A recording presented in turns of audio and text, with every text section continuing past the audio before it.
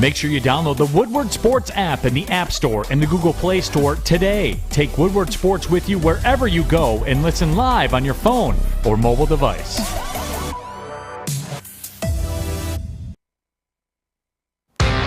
Good morning, everyone. Thanks so much for tuning in to the Morning Woodward Show right here on the Woodward Sports Network, featured on the Roar 93.5 FM, 99.1 FM, and 94.7 HD2 to kick off our lovely Friday. We've got so much to get into. A lot of big games this weekend. But I want to talk about the Red Wings from last night. They dropped their third straight game, lost 5-2 to the Vegas Golden Knights. I mean, that's a team you can't really be mad at them for losing to. That is a solid team. But, Adam, give me your thoughts on the game last night. Yeah, we talked about it before the season ever even started. This is a team you're not going to go night to night and say, man, we won the game, or man, we lost the game. Right. It's all good. I am extremely happy and willing to watch the Wings lose 45, maybe even 50 games this year. No problem. I'm all for it. I'm good. I get to watch Lucas Raymond, Mo Seider, this young core of players, Tyler Bertuzzi, Dylan Larkin. I get to watch young, up-and-coming stars. And, you know, obviously it's more towards Raymond and Seider, but still, you watch good skaters. You're watching a good team. It's a good product. The Wings gave you 22, 23 years of, I mean, let's be honest, some of the best hockey the league has witnessed for 22, 23 straight years. And in less than 6 years, they're already showing, oh, wow, they're gonna get it back. The Wings will be back on top in no time. 3-4 years from now, they're probably lifting a cup. Steve Yzerman does it again. This is where the team is going. So when you see that direction and you can see where you're going, it makes the ride so much easier. It's not, we promise this, we promise that, and then we don't deliver. No, the Wings are the class act of the entire state. And what they're doing now is unbelievable. And it's a huge credit to the Illiches on top of, really, Steve Yzerman. Hell of a job. Hell of a job. So, to last night's game, I'm not going to get too involved with night-to-night box scores, what happened. I just want to see good skating. They're giving up a ton of goals, yes. Nedeljkovic, Greece, it's not the best goaltending situation in the NHL. But they're not getting help either. They're not getting any help either, and they're getting outshot most nights. But you know what? They're young. It's going to happen. You give up 5, it's tough to win in the NHL. When you only score 2, it's tough to win in the NHL. So lots of learning lessons from last night, but that'll continue throughout the year. I'm all for it. And to your point, they'll have stretches like they did earlier in the year at home. They beat the Vegas Golden Knights 5-2, the exact same score, and then they beat the Edmonton Oilers. Then we could sit up here and cheer and say how well they played, or they can go on a road trip and give up an average of 5 goals like they just had. And it's going to happen. I mean, the Wings fall at 8-9-2, and it's been recognized. I mean, we talk about this team is just bad on the road, and it's probably due to the fact that your 2 best players are your rookies, and they both are leading your team in points. But I'm not even going to sit here and crap on the goaltending because that is the easy thing to do. It's more than that. I mean, especially when Nedeljkovic and Greiss, if you're watching that game last night, didn't get a whole lot of help, and they were kind of on an island at times. But defensively, they're not playing well. And I've mentioned this days ago. Mo Seider is their best defenseman as a rookie, as a 20-year-old. And he went down last night, took the puck to the knee, and everything just kind of fell out of order. They already gave up 4 goals in the second period. So it was well over, but that was not good to lose Mr. Mo Seider. This is a guy who leads the team on ice, and this is a guy who's tied first in assists with or points with Lucas Raymond. So he's a big part of really hiding the flaws over the last couple games. But the Wings, they can't give up 4 goals in a period, and we understand that. But in terms of the season outlook, it doesn't change any of my expectations. I mean, I'm not going to sit up here and try and critique this team. I mean, they're the best thing that's happening in Detroit right now. I mean, aside from, we talk about the Tigers, it's the Red Wings. I mean, the Pistons are coming along, and the Lions are, way in the back, but the Red Wings are the most entertaining team to watch despite losing. And you can't say the same about the Lions. I mean, if you watch the Lions, you're punching a wall after the game. I mean, with the Red Wings, at least you can leave with some sort of positivity in most games. I mean, guys like the Kaiser didn't play too well last night. Probably, I would say, at fault for a couple of those goals. But at the end of the day, I'm still going to sit up here and pound the table. They're still going to win 30-plus games, like we said earlier, before the season. And you're still going to see a lot of good wins in the process. Like, that's the difference. They can win 30-something games, but have a ton of really good wins that we can sit up here and say, it's impressive, especially for a team, 7th youngest team in the NHL. So they just got to learn to replicate that success, and they will. It's going to take time, so I'm not necessarily worried about it. The number one concern for the Red Wings is get your man Mo Seider back, and the rest will work itself out. So it'll take time, definitely. Well, speaking of getting somebody young, ready, prepared for their future life, somebody on the show did a nice interview last night live on a podcast. Kennedy Broadwell. Thanks. She joined Justin Spear on his late night podcast. Kennedy. It was a late night. Holy. Me and Fish were the only two I think that were stayed up late enough to watch it. What's wrong, people, Adam? When do we wrap at like 11:45? I looked at my phone after. I was like, oh my God, it's almost midnight and I got to be up tomorrow morning. But yeah, Justin does a great job at making you feel very comfortable, and he's so prepared for his show. It was awesome. Yeah, he preps really well. How was it? What'd you guys talk about? Well, I know. So tell our audience what you talked about. I think my favorite part Was it the Sheila? No, actually. It was actually a more serious conversation about women breaking into the field, a male-dominated sports talk field. How do you overcome these things? Kind of walk through, one, your conversation, but two, your overall takeaway from it. Yeah, so we started with just some general Lions talk. He had to call me out on some of my tweets, saying I'm a little too emotionally invested in this team for how bad they are, which is totally fair. And then we got into how I'm a little bit of a Sheila apologist a bit. He called me a Sheila fan, and I said, I wouldn't go that far. But we had some good talk about the Fords. And then, we transitioned into, he had to roast me for Butler basketball losing as well, because, he is a Sparty.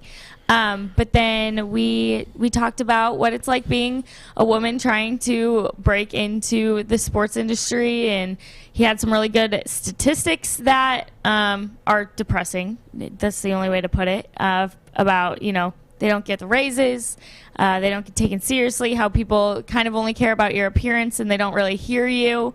All stuff that is very, very true, but like I said on the podcast last night, I'm really lucky to be where I am here at Woodward Sports, where everyone respects me, listens to me. I don't have that kind of problem with these guys, thank God, but it's a very real issue, unfortunately. All right. Well, there was also some action last night that maybe wasn't as entertaining as Kennedy's interview. Yeah. The New England Patriots absolutely slaughtered the Atlanta Falcons. And I should have been more responsible yesterday. Yeah. I should have known that Bill Belichick going up against a rookie head coach usually never goes well. On Thursday Night Football. Especially on a short week. Less time to prepare for the Atlanta Falcons. Yes, they have a veteran quarterback, but clearly Bill Belichick and the New England Patriots are back. That defense is unbelievable. I want to say they've given up 13 points in their last 3 games. That's ridiculous. They are giving up less than 4 points. No, a little over 4 points a game. That is unbelievable. Right now, this is early 2000s New England, Bill Belichick all over again. A quarterback that's a good game manager, doesn't make too many mistakes, makes the throws when you need him to, and a good balanced offense, creative at times to hit the big play, and then the defense does a majority of the work. Can get to the quarterback, can force turnovers. 3-4 interceptions last night? Pick 6 included. Mr. Kyle Van Noy. Unreal. Kyle Van Noy looking like a playmaker out in New England. Yeah. Again, this is why we have a conversation on this show. It's not to piss people off. It's not to make you feel any worse. But this is really where things get real in life. And when a head coach, yes, we can argue one of the greatest, if not the greatest head coach of all time, when there is an example of, if you have somebody that's special, you should know right away. Why? He's able to turn it around quicker than you think. And you look at Bill last year with any other head coach, that's a 2-win football team. With Bill, I believe they went 7-9. Yeah, with Jacoby Myers as their number 1 Well, the wide receiver. receiving core isn't any better this year. What, Nelson Aguilar? The guy who couldn't catch a ball in Philly? Kendrick Bourne? The only thing they've got going is depth at the running back position. Got some tight which ends. is really devaluing the top end of the running back position. Like, teams around the league are picking up. If we just have 3 studs that we're not paying at all at running back, we can figure it out. You don't need a Christian McCaffrey. You don't need a Dalvin Cook. It's nice to have them. You don't need them. And then they're really good at tight end. They can run the ball. They're really good on the offensive line, and they're really good defensively. And they're 7-4 because of it. And whoever has New England defense on fantasy tip of the cap, congratulations. You probably won this week. And here we are. And it's not going anywhere. I'm all for it. I love it. Judon, multiple sacks last night. Kyle Van Noy, a sack, a pick 6. Unbelievable. Bill Belichick, you gotta tip your cap off to him. He's doing a phenomenal job in New England. Do you think the Bills are watching that game and going, okay, at the beginning of the year, it was easy. AFC West, it's the Buffalo Bills. And now you're watching the game, or at least the last string of games. It's easy. I still think it's easy, and I'll tell you why. Okay. I think Buffalo are still a 12-win football team. I still think they win a majority of the rest of their games. They've kind of they lost games that you look like, oh, that's a bad loss, Buffalo. But right now they're sitting at 6-3. Yeah. I expect them to finish 12-5. So they finish 6-2. That division is likely theirs. Do I think the New England Patriots win all their games and only lose 1 or maybe even 2? That is a stretch. This is a team that against good teams will struggle, and their schedule gets a little bit more difficult down the stretch. Mm-hmm. And that's not a knock on Mac Jones or Bill Belichick. This is just, okay, we know what you do against the rookie quarterbacks, the rookie head coaches. Well, here's your upcoming schedule. And it looks like you're probably going to drop another game, 2, maybe even 3. And if you finish the season 10-7, 11-6, well, I'm pretty sure Buffalo are winning 12, 13 games. And I'm still confident in that. So I think that's going to be the deciding factor. But Buffalo is going to have to look and say, we got to take the season more seriously. Yeah, we're not going to cruise. New England's on our butts, and they're a damn good football team. No, I agree with you. I think they're more so looking at it. I think the Bills still win the division, but more so, listen, it isn't a one-team division. And if you look at the New England Patriots over this season, they're undefeated on the road. That's a ridiculous stat, 5-0 on the road. And they take on the Bills in Buffalo. So it's going to be interesting in 2 weeks. It's going to be a great game. But nonetheless, Mac Jones, I mean, he didn't do anything spectacular last night, just played great football. He's probably going to break the rookie completion percentage just because he constantly is getting completions. He's like Jared Goff if Jared Goff actually were hitting his passes. Like Mac Jones dumping off to the running back. He was taking care of the football. Besides that one turnover that really didn't cost him because he has such a great defense, like that's scary. He turns the ball over, and the Atlanta Falcons still can't get anything. I mean, what are you going to do, man? I mean, Arthur Smith's probably sitting here like getting blown off the floor in my last game versus the Dallas Cowboys. I think they scored 3 points. And then now you follow it up short week against the New England Patriots and you score 0. It's hard for a rookie head coach to endure anything like that, especially when Matt Ryan's running around the field looking like a chicken with his head cut off because his O-line can't protect him. So it was a good Thursday night football game, whatever you want to take from it. It wasn't a whole lot of entertainment, but you got to see Mac Jones win on a short week and Bill Belichick's defense absolutely terrorize another quarterback. So at the end of the day, you got what you got. But I can't wait for 2 weeks, man. New England at Buffalo. That's going to be a great game. All right. Well, coming up next, we got to talk about Adam's best friend, Taylor Decker. That is coming up next. But first, our friends over at Northwestern Tech. Yep, Northwestern Tech. We talk about sending people, from we could send Santozo, the kicker for the Lions. We got a lot of options here. DeKaiser from the Wings, all these guys. I mean, listen, you need another career. I got it for you. It's Northwestern Tech. Start a new career in an industry that is always essential. It's the heating and cooling industry. Learn more today by visiting northwesterntech.edu. Hi, I'm David Hall from Hall Financial.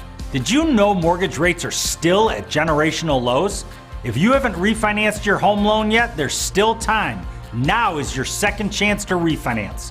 You could lower your monthly payment, eliminate credit card debt, or even take cash out by using your home's equity.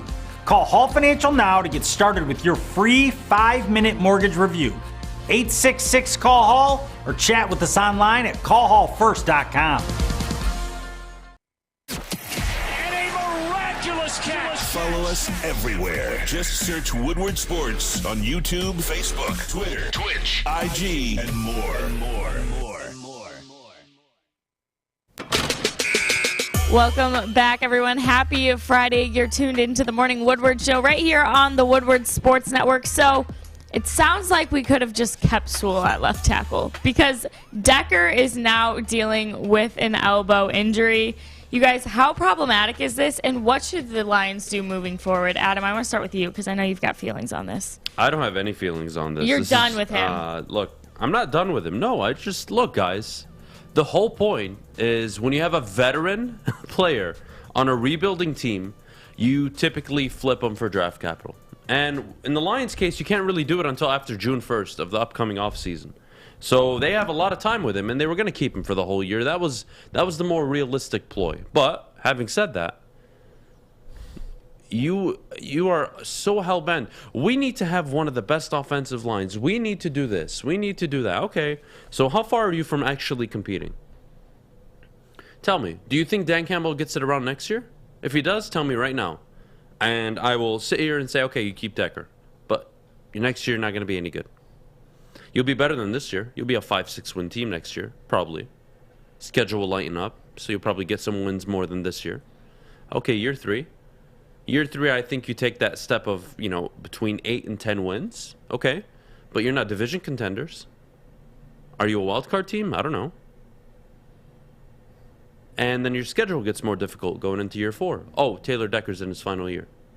Now you're ready to compete with a 32-year-old left tackle who you probably won't re-up. And you haven't spent the last 3-4 years, 1, addressing the offensive line, and 2, you've had Penei Sewell at right tackle for 3 years now. Now he's supposed to transition over in 4 years and still be great? He'll be good. Penei Sewell's really good. Not missing on that pick. Unless he gets injured, that's the only way he doesn't work out in this league, is if he's just consistently hurt. Thankfully, he hasn't had these issues yet. Having said that, what more do you want? Decker, you were crying on Wednesday about the media, turning this narrative on you. A narrative I sure as hell didn't hear at all. I'm not sure anybody was calling him out personally, but hey, you know what? Welcome to the business, man.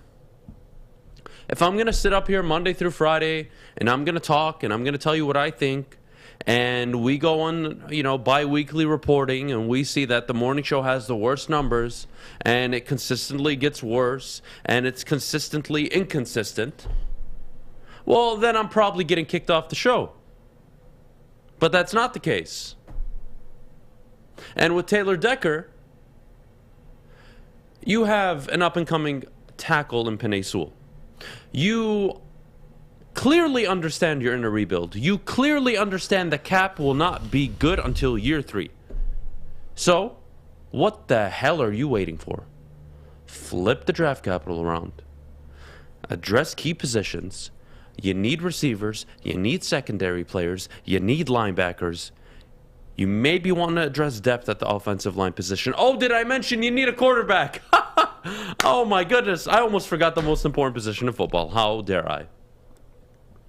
And you're more concerned about a left tackle? When you have an absolute stud who, let's be honest, Penei Sewell looks nothing less than one of the best tackles in football. That's what he's going to translate to be in the next year and a half, 2-3 years. He will be one of the best tackles in football. The kid is that damn good and that special. Why are you so caught up with Taylor Decker? Dealing with another injury. Here we go. Another injury. Guys, you do what you want. I said what I said about Taylor Decker. And here he is at home again, not watching, not practicing, not playing. He's watching the media again. Even if I wanted to keep Taylor Decker, how does that improve my team? Well, Adam, we have a good offensive line going into next year. We're not winning next year. You are not winning next year. Maybe 6 games, maybe. You don't have the cap to go change overhaul the roster and address your needs overnight. You got to do it through the draft. So how about if you're feeling confident in the draft? How about you flip a veteran tackle? And here we go. The people that say, oh, are you going to draft a young quarterback? It'd be nice to protect him. Last I checked, young quarterback's not playing next year. If you draft one this year, he's not playing. You're going to sit him likely. Because this young quarterback you speak of doesn't have Bill Belichick, doesn't have Josh McDaniels, doesn't have the defense that Mac Jones has. Go look around the league at all the quarterbacks outside of Mac Jones that are rookies. Go see how they're doing. Some of them have great O-lines. Doesn't matter. Does not matter. You know why Mac Jones is successful? Josh McDaniels puts him in a position to succeed. Doesn't ask too much of him. Why do you think Trey Lance isn't playing on the Niners? Niners are stacked. They have a great O-line. They can protect him. No, Jimmy Garoppolo is exactly what they need right now. And Trey Lance, by next year, hopefully, comes in and takes the league over. That's the 49ers' expectations. But you guys are so dramatic over a 28-year-old left tackle that you're paying $15 million a year for. And it's the funniest thing ever. It is. It's absolutely hysterical. You're going to go to your graves over a left tackle? I've seen the New England Patriots. I've seen the Cleveland Browns, the Los Angeles Chargers. I've seen multiple teams in the last year and a half overhaul their entire offensive line in the offseason through the draft and free agency. The Lions can't do it? Oh, but when it comes to the Lions, who cares what everybody else does, right? It's not like they're solving their problems and their issues with no big deal, right? Why are other teams able to fix their problems in an offseason and the Lions can? You think you can't find a replacement at right tackle? You think you can't move Penei Sewell to left tackle after June 1st and then bring in, I don't know, a rookie right tackle or maybe even a 32, 33-year-old right tackle vet who just does the job enough until you get a really good one? You can't do that because you have 2 to 3 years to figure it out. You have 2-3 years to figure out what right tackle are we going to bring in? What's a good one? We need to find one. You have 2 to 3 years. Not going to take long. If you're smart, you'll figure it out. And that's on Brad Holmes. And that's on Dan Campbell. If you're smart, you can figure it out. And if you want to keep Decker, be my guest. It's the wrong move, though. Jeff? I mean, listen, it's tough because we've set up here and pounded the table. I mean, I've said what I said. I think Penei Sewell, if you want him to ultimately reach his ceiling, it's on the left side. But at this point, Taylor Decker's playing the entirety. He's injured right now, but when he's back, he's going to go back to left tackle. And Penei Sewell, considering how he played last week, and let me just get this straight. Last week, Jared Goff, in the, 14 attempts he passed it, whatever it was, he didn't give up pressure, Penei Sewell. So he did play well. Got to give him that. But at the same time, it's not about how he played last week. It's about where do you want him in the future, at what position. And if you're going to keep Taylor Decker, which I respect any man that says he wants to play in Detroit. All right, I'm going to get that straight. And I get it. A lot of people bring the argument up, why are you trying to trade players that want to be here? It's not necessarily about that. It's more so, where are we going and what direction are we heading? And next year, if Taylor Decker wants to be a part of a team that's probably going to win 5 to 6 games, so be it. But at the end of the day, that decision to keep Penei on the right side, if he's there over the next couple of years and then you have to move him back, that decision's on the Lions. I mean, that outcome's on the Lions. If he doesn't work out as well as he did on the right side, if he doesn't ultimately reach what we think he will be on the left side, that's on the Lions. You guys are missing the point. You guys are just missing the point completely. This is not a team that's going to compete with the Green Bay Packers for the division for another 2.5-3 years. What the hell does Taylor Decker offer you for the next 2 to 3 years? Solid O-line play? How'd solid O-line play for you work out for you early on in the year when he was healthy? Or excuse me, not he was healthy, but you had Ragnow and you had Penei Sewell playing well. How'd that work out for you? Guys, this is not going to be a winning franchise for another 2 to 2.5 years. What the hell am I doing keeping Taylor Decker around? Oh, well, you can at least have a good offensive line for the next 2-3 years.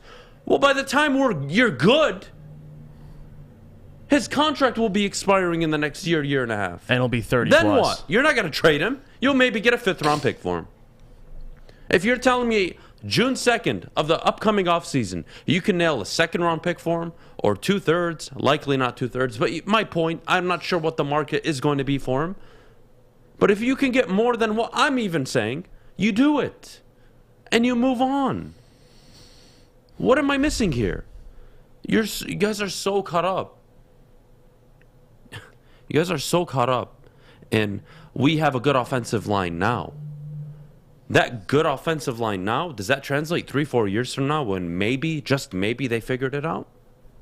Then what? You have a tackle on an expiring deal that you aren't going to re-up, so you're going to have to draft in a rookie tackle. Look how it's working out for the Chiefs. Oh, wait, Adam, you don't know what you're talking about. Last I checked, the Buccaneers drafted the best, I believe, right tackle? Yes. In football last year, yes, and went on to win a Super Bowl. It can be done. Get your act together and stop being so sensitive. You're going to trade Decker, oh my... Stop. It can be done. Teams can draft tackles. It's a position that, let's be honest, there's always an abundance in every draft. Especially in the second, third, fourth round. You can find a reasonable tackle. I'm not saying to find the best one. But a top 10, I mean, that's hard. Well, that's why you take him in the first round. Okay. And that's why the Bucs win a Super Bowl, because they take a right tackle and he turns out to be a top 5 tackle in football. It can be done. Stop whining about it. Get draft capital. Make good decisions, and you won't have to worry about trading Decker. If you trade Decker and you just bust on all your picks, well, that's a you problem. Decker, that's not Decker's problem. That's not my problem. If you can't draft correctly, that's a you problem. And listen, especially if a team like Miami, who needs a left tackle, calls, like, it's about what teams are willing to offer. And of course, if the price is right, then of course, I mean, you look at that offer. It's nothing about Taylor Decker personally or what his beliefs are. It's just about the fact that where the Lions are heading. And I get Easy's point. He's talking about you need an offensive line to protect a young QB. I don't even know next year.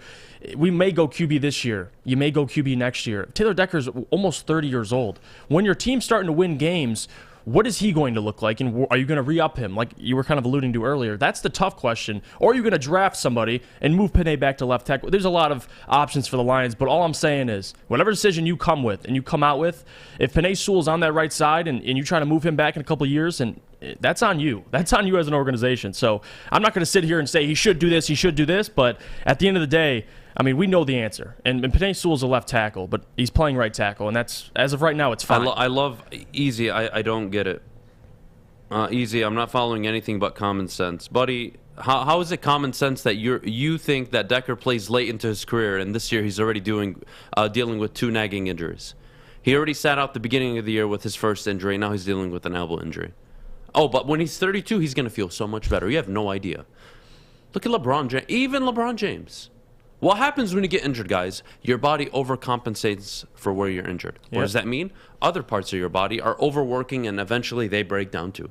Welcome to injuries. That's why so many players often don't recover from their injuries. And believe me, take it from my limited experience in life, in terms of playing sports at a decent level. When I tore my ACL, I lost my greatest gift playing football and baseball. My ability to move side to side. That's what made me so good at my age. I was a really good shortstop. I could move to my left and my right. I could explode off and really field almost anything. And in football, I was a running quarterback. I could make moves, and I couldn't do that after my knee injury, even though I rehabbed it. It doesn't matter. Injuries are a problem. Yes, a lot of people play through injuries, but you're never the same. Even AP, when he came back and he ran for 2,000 yards, and it was just like this after. It's never a good sign. When he's 28 years old dealing with an abundance of injuries, you got to move on. And you got to think forward, guys. Stop thinking Taylor Decker is going to be part of this team if they're winning the division in 4 years. And he's likely not part of it. So get over it. Get over it, Kennedy. All right, you guys. Justin Spiro has entered the chat, which means coming up next, we got to talk Michigan State football. I love it. I know he'll love it. Go Bucks. They've got this weekend. That is coming up next. But first, our friends over at MyBookie. All right, guys. MyBookie is the place to lay down all of your bets. You guys know how I feel about the NHL 5.5. Alex Westfall may be mad at me, but damn it, it's working to an extent. We're going to ride it. It's going to get hot soon. I have complete confidence in it. I'm sorry to everybody I told take the Falcons last night to cover 10.5 points. My bad. I should have been a more responsible gambler. I should have realized, you know what? It's Bill Belichick against a rookie head coach, against an average roster. I'm sorry. To anybody who placed a bet on the Falcons last night, DM me. I will cover your bet. Send me the screenshot. I apologize. Having said that, bet from anywhere, anytime using MyBookie. Sign up today if you haven't. You got to be betting with MyBookie for me to take you seriously. Sign up today using code Woodward. You put in $100, they'll give you $100. They're matching dollar for dollar. You put in $500, they're going to give you $500. That is, guys, there's nothing better than free money. There's nothing better than money than free money, actually. Take advantage of the offer, and please, if you have a gambling problem, please call the Gambling Problem Hotline at 1-800-270-7117.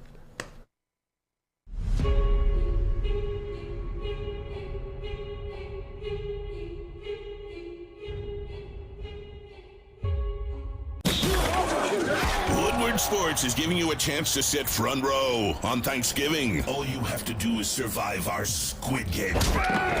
Nope, our turkey games. Listen every day to the Morning Woodward Show at 9 a.m. Big D Energy at noon. And the bottom line at 3 p.m. for your chance to qualify. The winner of turkey games will get tickets to the Thanksgiving Day Detroit game.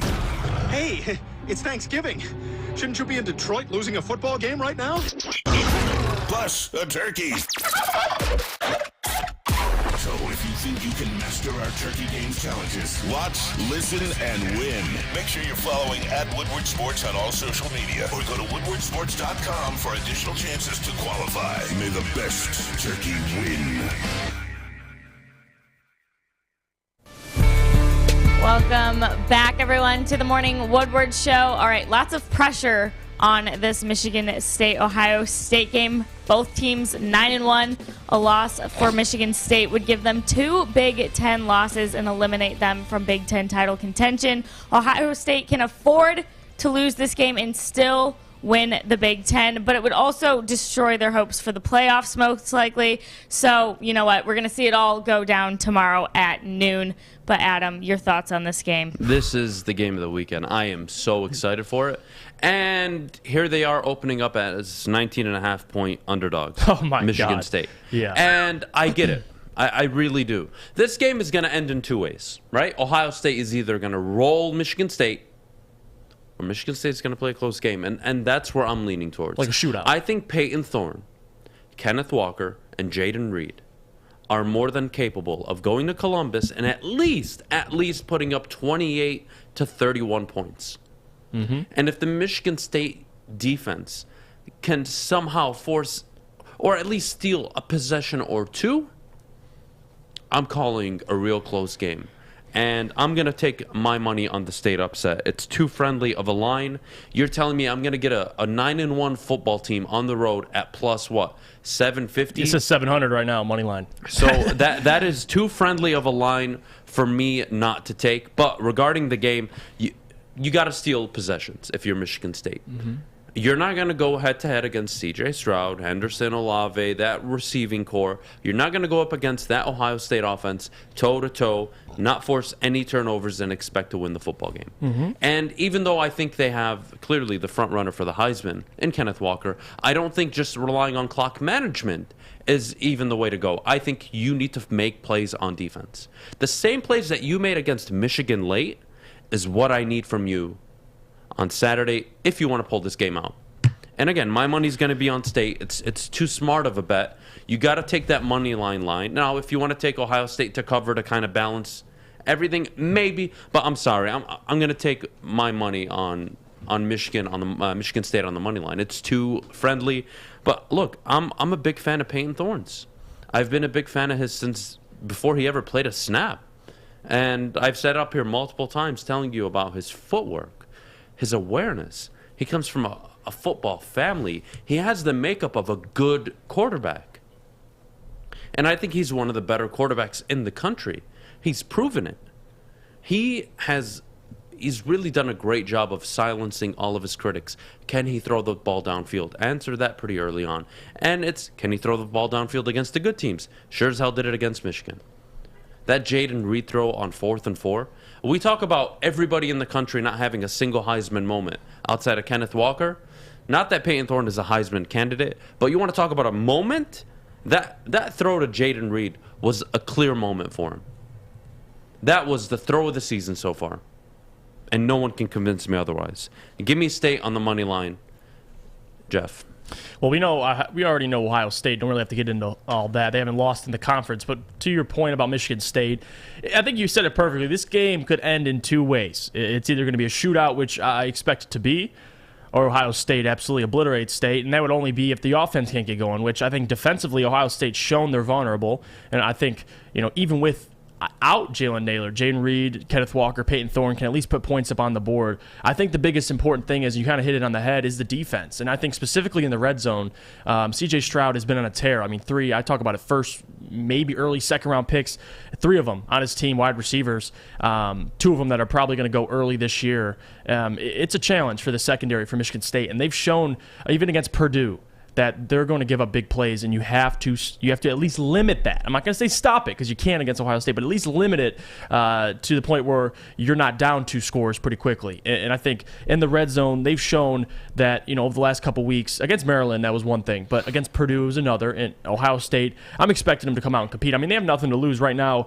I think they're, you talk about the plus 700, but just straight up pick them. It's about 80% in the direction of Ohio State and 20% in the direction of Michigan State. So they're big underdogs. So go out and play relentless football, as Mel Tucker says. And I think C.J. Stroud in this game, this is going to be big because, number one, the secondary of Michigan State has been shown to be exposed. I mean, you saw Purdue, and they put up, almost 500 passing yards against them. But at the same time, even against Maryland, against, Tua's little brother, put up, 350, almost 400 yards. That's the issue. You have your Michigan State team who's allowing almost 500 yards in total offense, and compared to Ohio State's who's allowing almost 400. So you got 2 teams that give up points on the offensive side. It's going to be a shootout. It just depends who gets the key stops at the end of the game, and that's going to be key. And we're going to see. But Ohio State, they're going to put up points, no doubt. So it's about, can this Michigan State offense compete, which I think they can, but I still got Ohio State winning. I think the money line's too friendly.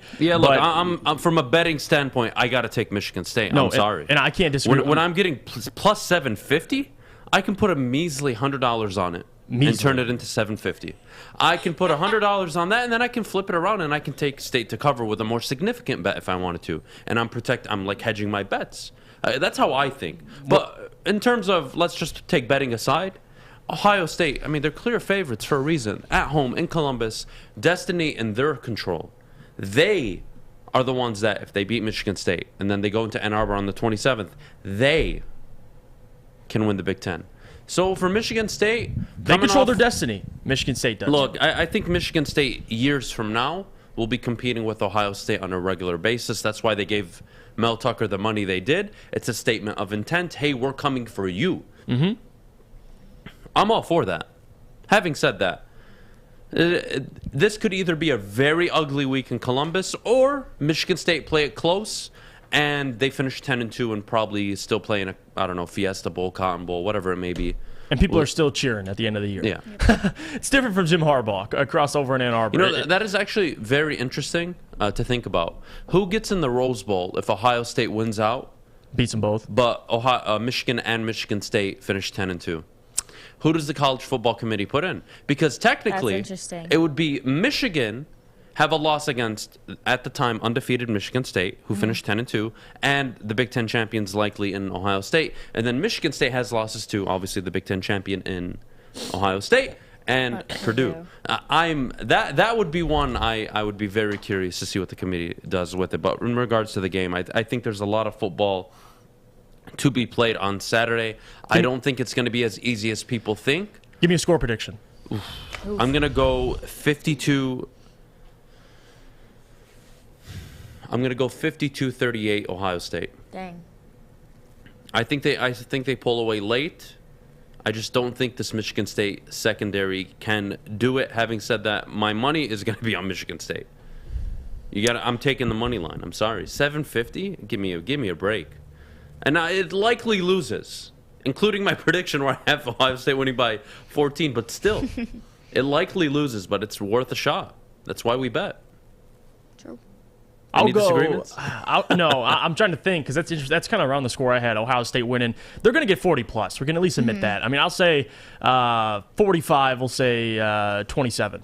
All right, 45-27. I think Michigan State scores, obviously gets in the end zone, but at the end of the day, Ohio State just scores a little over more. Under 157.5 rushing yards. Kenneth Walker.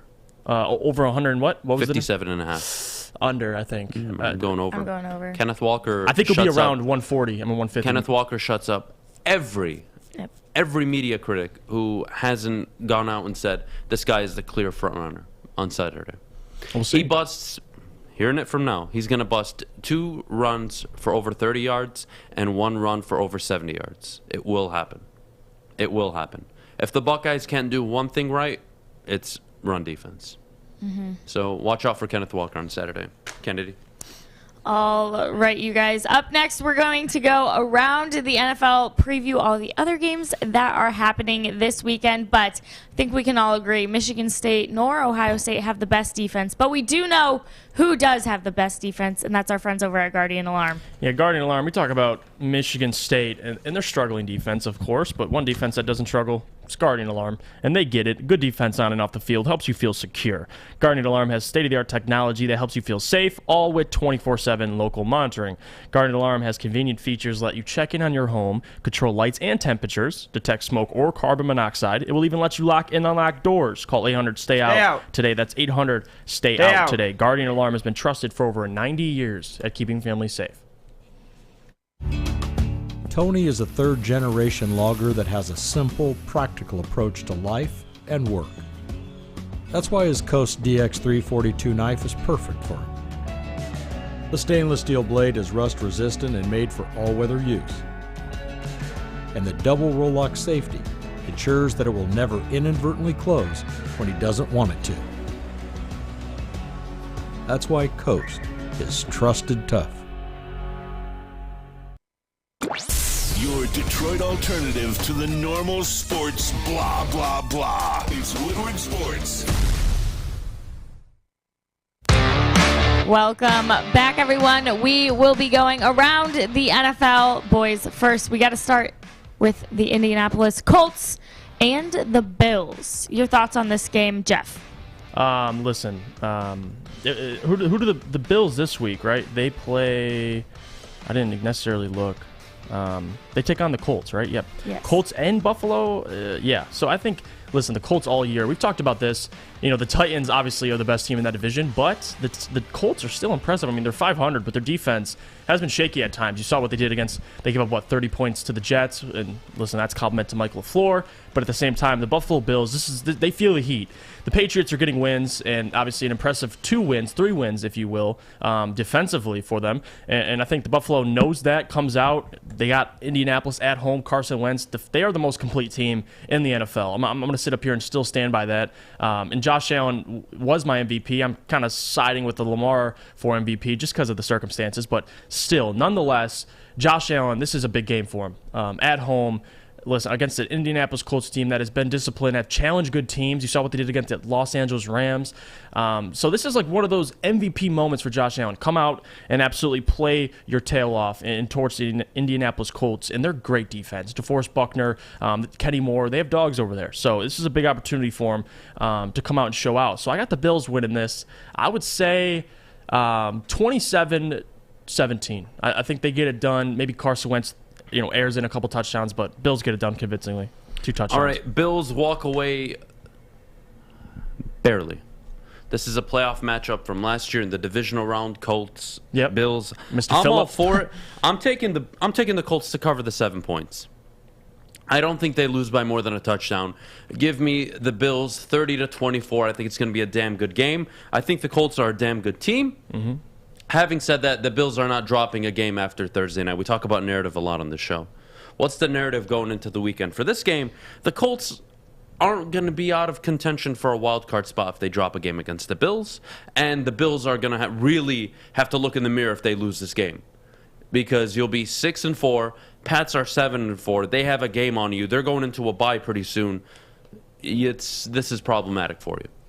All right, next we've got an NFC North matchup. Green Bay Packers taking on the Vikings at Minnesota. Well, you saw what Aaron Rodgers does usually against the Vikings. I think his career touchdown interception against the Minnesota Vikings is about 50 and I believe 17. So the guy's near perfect against Minnesota. But talking about perfect, Kirk Cousins this year. I mean, say what you want in the comparisons between him and Jared Goff. I think Kirk Cousins on the year, 18 touchdowns, 2 interceptions, has the biggest touchdown-interception ratio out of all quarterbacks. Barely turned the ball over, which is new for Kirk Cousins this year, especially not having Dalvin Cook for a couple of those games. But nonetheless, I think the Packers walk right into Minnesota, and Minnesota gives them a run for their money, of course. I think Kirk Cousins is playing too well right now, and their defense is playing well as the last couple games. You saw what they did against the Ravens as well. So I think Minnesota plays this game close, but the Packers still get it done. I would say I'll give them. I'll say 31-17. All right, I'll give Minnesota. I believe is too good not to at least score 2 touchdowns and a field goal. I think Kirk Cousins, they move the ball, but the Packers defense, shut out last week. They gave up 14 points to the Kansas City Chiefs with Jordan Love. If they play well again this week, man, you start taking their defense seriously because they've been playing great football. But I think they slip a little bit, give up a couple of touchdowns to the Kirk Cousins and the Minnesota Vikings, but they still come out with a win. So look, this is an interesting game, right? Minnesota's fighting for a wild card spot. The wild card spot likely in the NFC will be an 8-9, 9-8 football team. Mm-hmm. Likely. Could even be 7-10 at this point. Depends how the teams play. 7-10 very unlikely, but I think 8-9 is realistic. Having said that, this is going to be a closer game, I think, than people think. I think the Packers barely walk away in this game, 24-23. They win late, Mason Crosby field goal. I think it's going to be an ugly game. Turnovers from both sides. I just think Aaron Jones not being available. How the game plan is going to be run heavy. It's going to be low scoring. Take the under in this game. If the under is over 48, 49, 50, I'm definitely taking the under. I don't think these teams are going to air it out. If you have Thielen, Justin Jefferson, Devontae Adams, this is likely the week that you're going to be a little nervous. You hope that they get a touchdown because I don't see any of them going over 120, 125 yards. So I'm going to take the Packers in a close game. All right, next we've got the Bengals taking on the Raiders. Both teams are 5-4 at this point. Adam, your thoughts? We talk about narrative, Adam. Yeah. This is a narrative right here. Oh, man, this is going to be the blowout of the weekend. Ooh. The Bengals win 35-17. The Raiders will struggle. They're just going to trend downwards for the rest of the year. Mike Mayock likely out of a job at the end of the year. This interim coach likely not the future head coach. This team really needs to look itself in the mirror and probably put themselves through a slight rebuild. Call it a retool, whatever you want. You like your quarterback. You don't know what you can get out of him yet because you've never really surrounded him with, let's say, a good defense or wide receivers that are even capable. All he does have is Darren Waller. He has an injured Josh Jacobs who's in and out of the lineup all the time, and his head coach is now gone. You need to bring in a young, offensive-minded head coach. I really like Oakland as a destination for maybe a Joe Brady, a Brian Daboll. That would be interesting to see what they can do with Derek Carr, and then they need to go and get a wide receiver either in the first, second round. I don't care. Free agency, doesn't matter. Go out and get your guy. Could be Devontae Adams. Could be. We don't know what the Packers are going to do. All right. Jeff, do you have more thoughts on that? I mean, listen, the Raiders, I've talked about this. I believe they're frauds. And losing John Gruden already, even with the 5-2 record, I wasn't sure how long that was going to last. And now the Bengals, we talk about narrative. The Bengals need this win. Absolutely. Considering how they played against the Browns, they have to erase that out of their minds, come out, go to Las Vegas and play good football, which I think they will. I think Joe Burrow cuts down his turnovers and puts up a couple touchdowns. Jamar Chase gets back into a rhythm like he has been. Joe Mixon running all over the field. I think they get it done convincingly against the Las Vegas Raiders. I'll say 34-14. I'll say that. 34-13. Okay, I'm good with that. All right, next, the Cardinals taking on the Seahawks in Seattle, a very hostile environment. This is the upset of the weekend, I think. This is my call right here. Yeah, this is actually a big game. Russell Wilson, 1 week removed from his debut, back from the injury, didn't play too well against the Packers. They actually were shut out. You could talk about the defense of the Packers, but offensively, Seattle just didn't look right. And they're coming out this week. I think they play way better, challenge the Arizona Cardinals. I'm not sure if Kyler Murray's playing or not. Not 100% sure if Colt McCoy will get the start, but regardless, I think Seattle upsets in a close game because they can't afford. They're 3-6 right now. I just can't see, even if I agree with Pete Carroll should probably not be the future head coach of the Seattle Seahawks for years to come, I think they still get a win here. And the Arizona Cardinals, I've been high on them all year. If Kyler Murray's in the game, it might change the outcome a little bit, but with Colt McCoy, they're definitely not winning. The Seattle Seahawks, I got them winning. I'll say 20-17. I think it's a close game. You got Seattle winning? Yep, by 3. Wow. Juicy Jeff. 'Cause I don't know Showing up Friday with the heat. I like it. If Kyler plays, I think Arizona pulls it off. If he doesn't, it's Colt McCoy again. And give me Russ and the Seahawks to bounce back. So I'll phrase it that way. I'm not trying to hedge my bet here, but if Kyler plays, I think the Cardinals pull it off. I agree. If he doesn't, I'm taking the Seahawks. So that's kind of where I stand. But regardless of who starts at quarterback for the Cardinals, I expect Russ, DK, Tyler Lockett. I really expect them to click this week coming off a shutout against Green Bay. All right, in the last game, we will be covering the Dallas Cowboys, who are 7-2, taking on the 6-4 Kansas City Chiefs in Kansas City. They're a shaky team. I can't with the Chiefs this year. I don't know what to expect. This to me is honestly the game of the weekend, and for a lot of reasons. We talk about at least the narrative for the Kansas City Chiefs and what they've looked like over the last 2 weeks. I'm going to take the win over the Raiders with a grain of salt. Obviously, the Raiders are the Raiders, and they absolutely obliterated them. Patrick Mahomes looked like Patrick Mahomes we're used to seeing. This week, it's going to be a big test. I mean, at least Dallas are the more complete team on both sides of the ball, and that's really where they have the advantage. They're going to Kansas City, which is a tough arena to play in, but nonetheless, I think the Cowboys, listen, I got them beating the Chiefs, and the Chiefs, as much as I love them offensively, and they're going to be able to at least score points, keep up with the Cowboys, defensively, they're not going to survive, because if you look at the secondary, let's just take the secondary alone.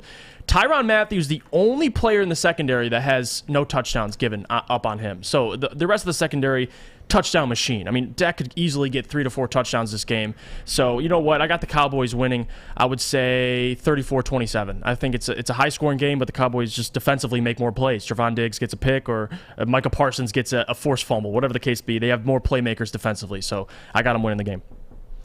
All right, I'm cool with that. Here's where I'm at with the Chiefs and the Cowboys. I don't know what to make of the Cowboys. Blowout loss, blowout win, and now they're playing a good team in Kansas City. What's the narrative? I drove in today thinking, what's the narrative behind this game? And I don't think there is one. I think both teams can lose and we walk away, unless it's a blowout, saying, okay, move on, next game. Right. So I'm going to take the Cowboys on the road against the Chiefs. Everybody and their mother is saying the Chiefs are back, Mahomes is back. I don't think so. One game, they're 2 weeks removed from struggling against Daniel Jones and the New York Giants. So this team didn't just figure it out. They played against the Raiders team that is going to trend downwards for the rest of the season because of how poor they are on defense and offense. So I'm not going to ride the Kansas City Chiefs this weekend. Give me the Cowboys on the road any day of the week. CeeDee Lamb, expect another big game from him. He has been emerging as a top 5, top 6 wide receiver in the NFL this year. On that stacked core. Imagine him on his own team. Living up to the number. Yep. Definitely living up to that number. Okay. Kennedy? Well, now I have a question. Go ahead. I'm starting Patrick Mahomes, but I picked up Cam Newton. Shut up.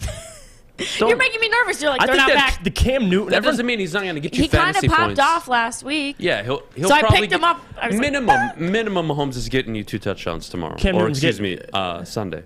Cam Newton's going to get he's good for an interception this week. So, okay. Listen, Cam Newton, he played well last week, but I saw everyone picking him up. He's the most scooped player this week in fantasy in terms of quarterback, and it blows my mind. Listen, I love Cam Newton, but we got to chill out. All right. Well, thanks for making me feel stupid, boys. All right, it's almost 9, so I got to tell you guys about the turkey games. Win 2 tickets to the Detroit Thanksgiving game to competing in our turkey games, Red Light, Green Light, Egg Target Toss, and the Honeycomb Challenge. You have a chance to win by listening at 9 a.m., noon, and 3 p.m. during our live shows, and there will be additional qualifications online on our social media at Woodward Sports, so make sure you go give us a follow. All right. Remember, make sure you're ready in a few minutes here. 2 front row tickets to the Lions Thanksgiving game. It doesn't get much better than that. When we come back, we will be previewing this weekend's game, the Lions taking on the Browns. All that and more when we come back. Hi, I'm David Hall from Hall Financial. With mortgage interest rates unbelievably low, the stakes to find your new home have never been higher. And that's why Hall Financial's exclusive realtor network allows us to connect you with a top-rated realtor in your area, making sure you take on the housing market and win. Hall Financial has earned over 4,000 5-star reviews because of our technology and our commitment to closing your loan fast. 866-CALL-HALL or chat with us online at callhallfirst.com. Woodward Sports. Missed part of the show today? Watch again on YouTube or download the podcast anywhere you listen to podcasts. Welcome back, everyone. The Lions are on the road again, this time to Cleveland to take on the Browns. There it is. I knew we'd get a dog pound.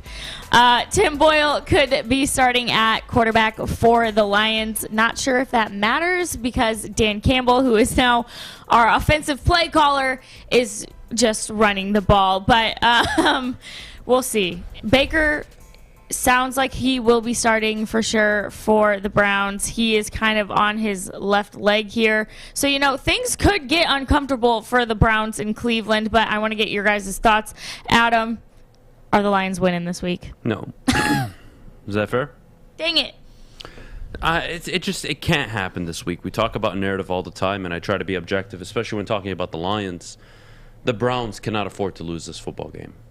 They're coming off a really embarrassing loss to the New England Patriots. Last in the AFC North. Give me Kevin Stefanski. Even if it's Baker Mayfield, Case Keenum, I think if Case Keenum starts, it's an easier game for the Browns to win. But I think, this is Baker Mayfield. This is what happens. He'll come off an embarrassing performance, and then on Sunday, he'll go 20 of 28, 212 yards with 4 touchdowns. You'll be like, Who is this guy? Oh! Exactly. And I think that's what's going to happen. The over-under, Jeff, you told me before the break. 43 and a half on the Lions game. Yep. That is a very friendly bet. Definitely take the over. I think the Browns minimum get 28, 30, 31 points. Mm-hmm. And the Lions, in usual fashion, will score about 14 to 16 points like they have all season. And that's where it's going to rest, guys. Really, this is a game of who runs the ball better and who can stop the run. The Lions have been running the ball really well the last few weeks. Honestly, not even the last few. I'd say the last 7 to 9 weeks, they've ran for over 90 yards, I want to say, in their last 7 of their last 9 games. Did you watch the Browns last weekend, though? Yes. They really struggled. They struggled with that Pats interior line. I mean, it's the Patriots. Yeah. They're well coached. Okay.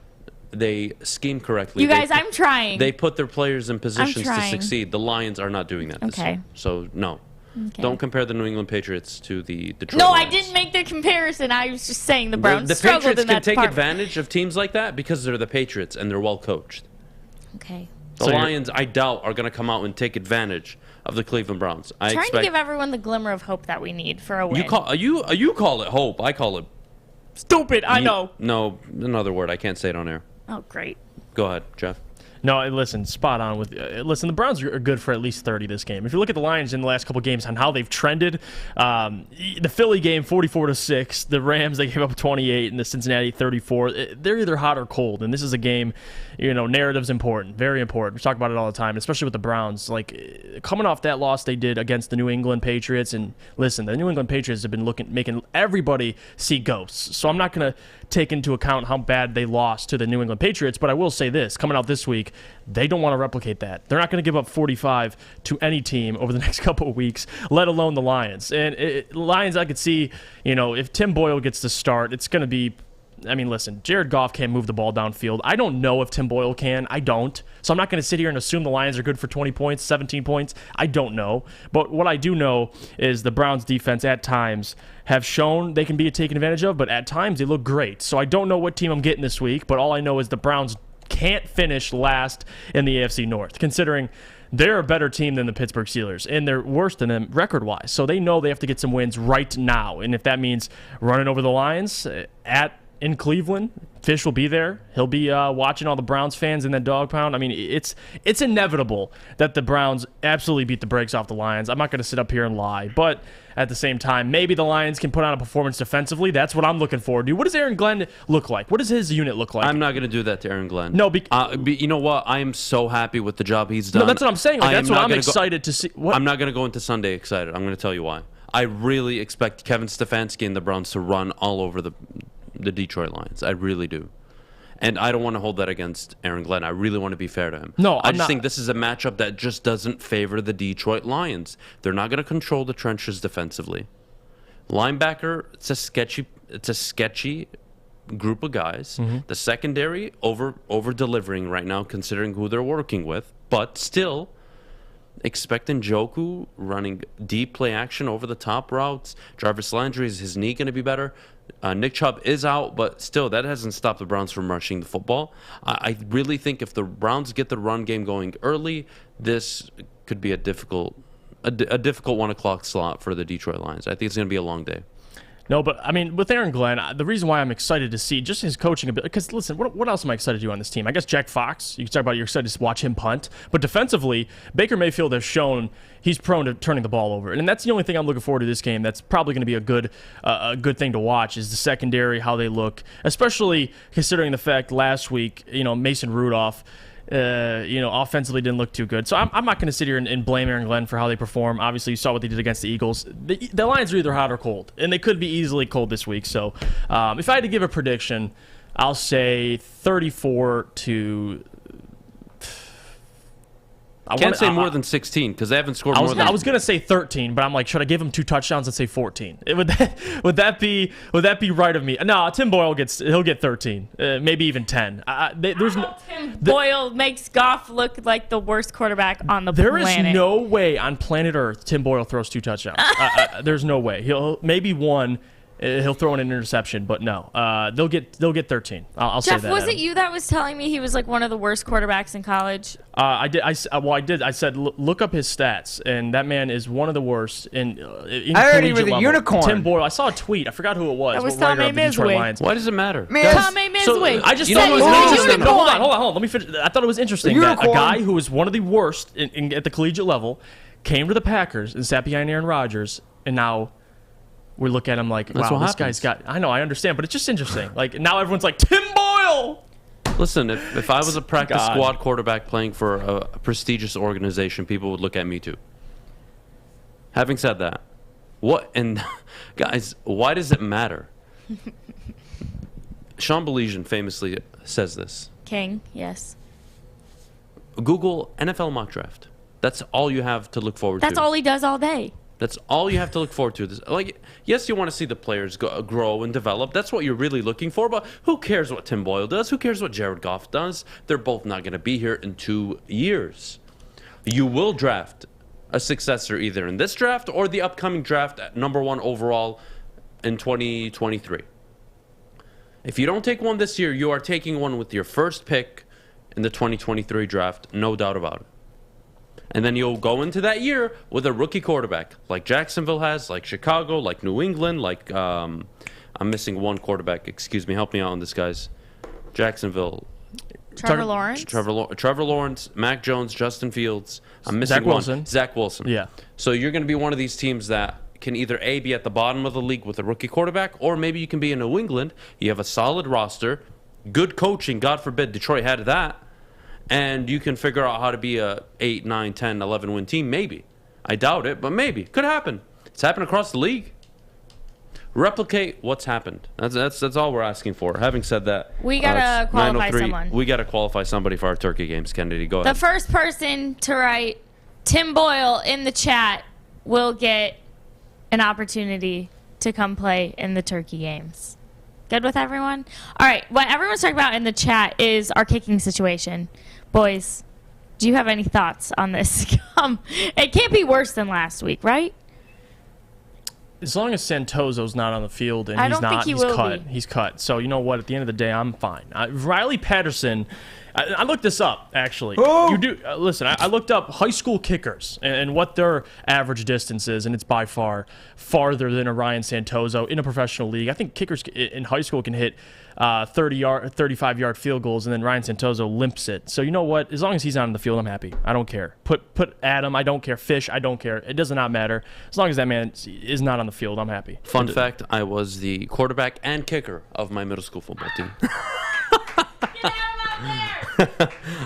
You were doing like... Look, I don't care who's kicking. I don't care at this point. Just let Jack Fox do it at this point, honestly. Why not? We have nothing to lose. Let the guy be the dual threat special teamer in the NFL. Let him go to the Pro Bowl. Pat McAfee Jack did it. Fox can do it.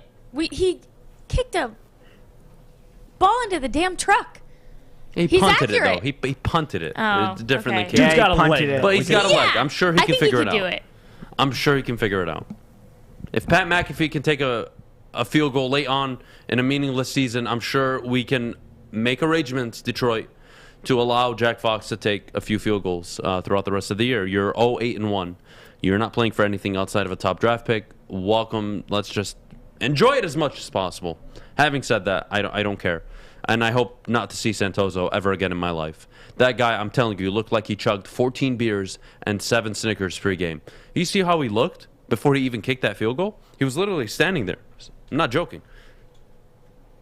And he was like trying to breathe like he had like a Snicker stuck right here. It was the funniest thing I've ever seen in my life. And then he goes on and kicks the floor. It's unbelievable. Unbelievable. Kennedy, do we have a winner? Yes. Her name or his name, I don't really know, is Allie. Allie what? Or is it just Allie? No, in the chat, Allie Hadar, Ali, or maybe it's Ali. Sorry, yeah, sorry. Ali Hadar. Sorry, I'm stupid. Yeah, that was a pretty dunce moment. I have a girlfriend. It's A-L-L-Y. No, I have a girlfriend that spells it like that. Really? Yeah, or I've never IE. seen that before. But anyway, I want stupid. proof. Send me the contact. Okay, I will. She's and I'm in my gonna call her sorority. and ask her what she spells her name. Hey, you'd have to call her parents and ask. Why? What is she? What? A child? No, but like, why they? Why do I have they to call her parents? Because they're the ones that have her spell it that way. They picked her name. All right. I'm sure she can answer. Okay. Whatever, Kennedy. So Sorry. we have our winner. I'm so sorry for being stupid, everyone. It's like a blonde moment, but I don't even get the. Kennedy was I up can't late even last night. I forgive her. And drinking. And drinking. That is not a good combination, especially for Kennedy. No, yeah. All right. Do we want to go to break? Are we over? Oh, yeah. Well, let's go we're to break, over and the then when we lines? get back, we have to talk about Michigan, Maryland. Yes, exciting stuff coming back on Michigan versus Maryland. But first, our friends at the Foaling Warehouse. Everybody, the Foaling Warehouse in Hamtramck, home of the original football bowling pin game called Foaling. Host your corporate party, team building event, or just come in with family and friends. 2 ways to play this game: $10 unlimited open play, or you can reserve a private lane reservation for $120 for up to 10 people for 2 hours. They have over 100 beers, a $2 Mystic beer machine, and multiple bars throughout the facility. Bring your own food or have it delivered in. Come and get your full on. Check it out at foldingwarehouse.com. That's foldingwarehouse.com. Fellas, football season is here. It's time to make your grooming experience easy like Sunday morning. Get to Lady Jane's Haircuts for Men. Walk in, relax, watch your favorite team play, and before you know it, your hair will be game ready. Get to Lady Jane's, open 10 to 8, 7 days a week. Walk in anytime. It's wicked awesome. Make sure you download the Woodward Sports app in the App Store and the Google Play Store today. Take Woodward Sports with you wherever you go and listen live on your phone or mobile device.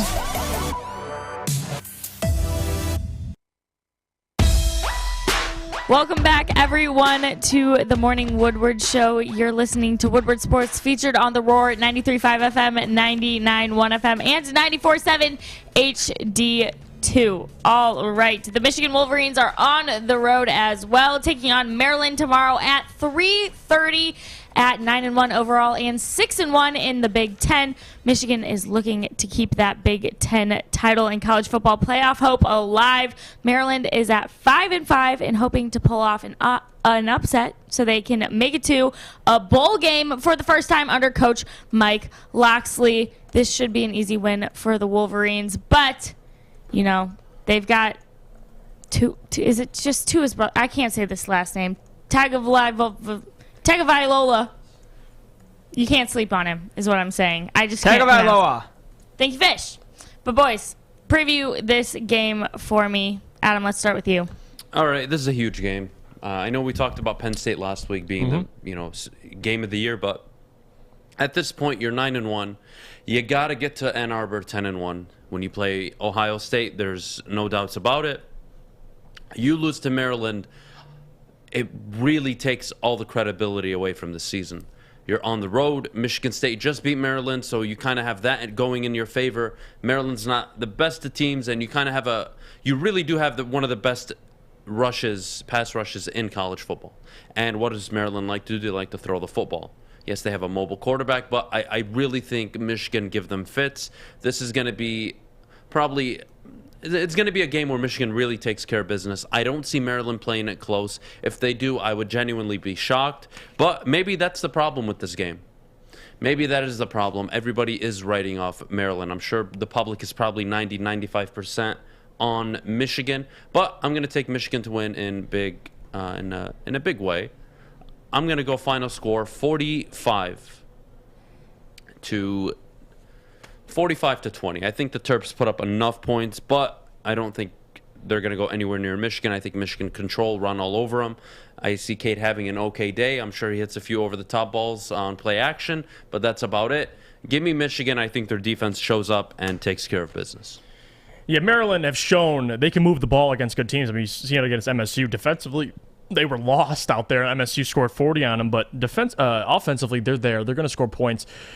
But have they faced Ajabo and Hutchinson is the question. And have they faced the 1-2 tandem, probably the best in the country? And the answer is no. So this week is a big week for Michigan. You have to get the job done, which I believe they will. The money line right now is minus 700 for them, and it's over-under is 57.5.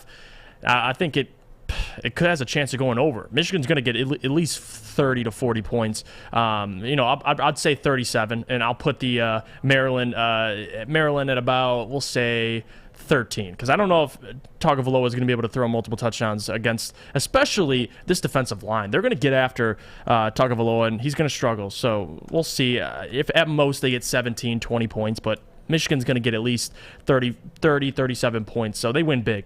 And it's a big game for Michigan. It's kind of one of those narrative games. Michigan has more to lose. They have to win this game, especially for the big picture. They want to welcome in Ohio State, like you said, 10-1, and with a chance to win that game. And their only loss being against MSU. Because if you lose this game, that argument, the Purdue for MSU argument's out the window. So we'll see. This has to be one of the most confusing graphics I've seen in a long time. The block M for Michigan is so big, and the Maryland one is so small. It's throwing me off just looking at it.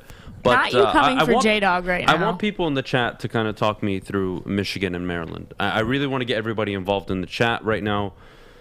One, I want you guys to voice your concerns for Michigan and Maryland going into the game. What are your thoughts? Who's going to win? But more importantly, I want you guys to answer this question for me. Do you get rid of Jim Harbaugh before November 27th if they drop the ball against Maryland? Now, and I don't like doing this. I don't like bringing up, these, hot stories. I'm not trying to make a story out of this, but I'm curious. If Michigan loses to Maryland, is that completely unacceptable given the week of Mel Tucker just got a huge extension and Michigan State gave their, notice of intent going forward in the future? They want to be at the big boy table, and Ohio State probably beats Michigan State over the weekend, and you're sitting there like, we just lost any opportunity to go to the Big Ten championship. That's it. We're done. Even if we beat Ohio State. I'm really curious what people think. Kennedy, as an Ohio State fan, I got to ask you. Yeah. Even if Ohio State does lose this weekend. They're not, but okay. Even if they do.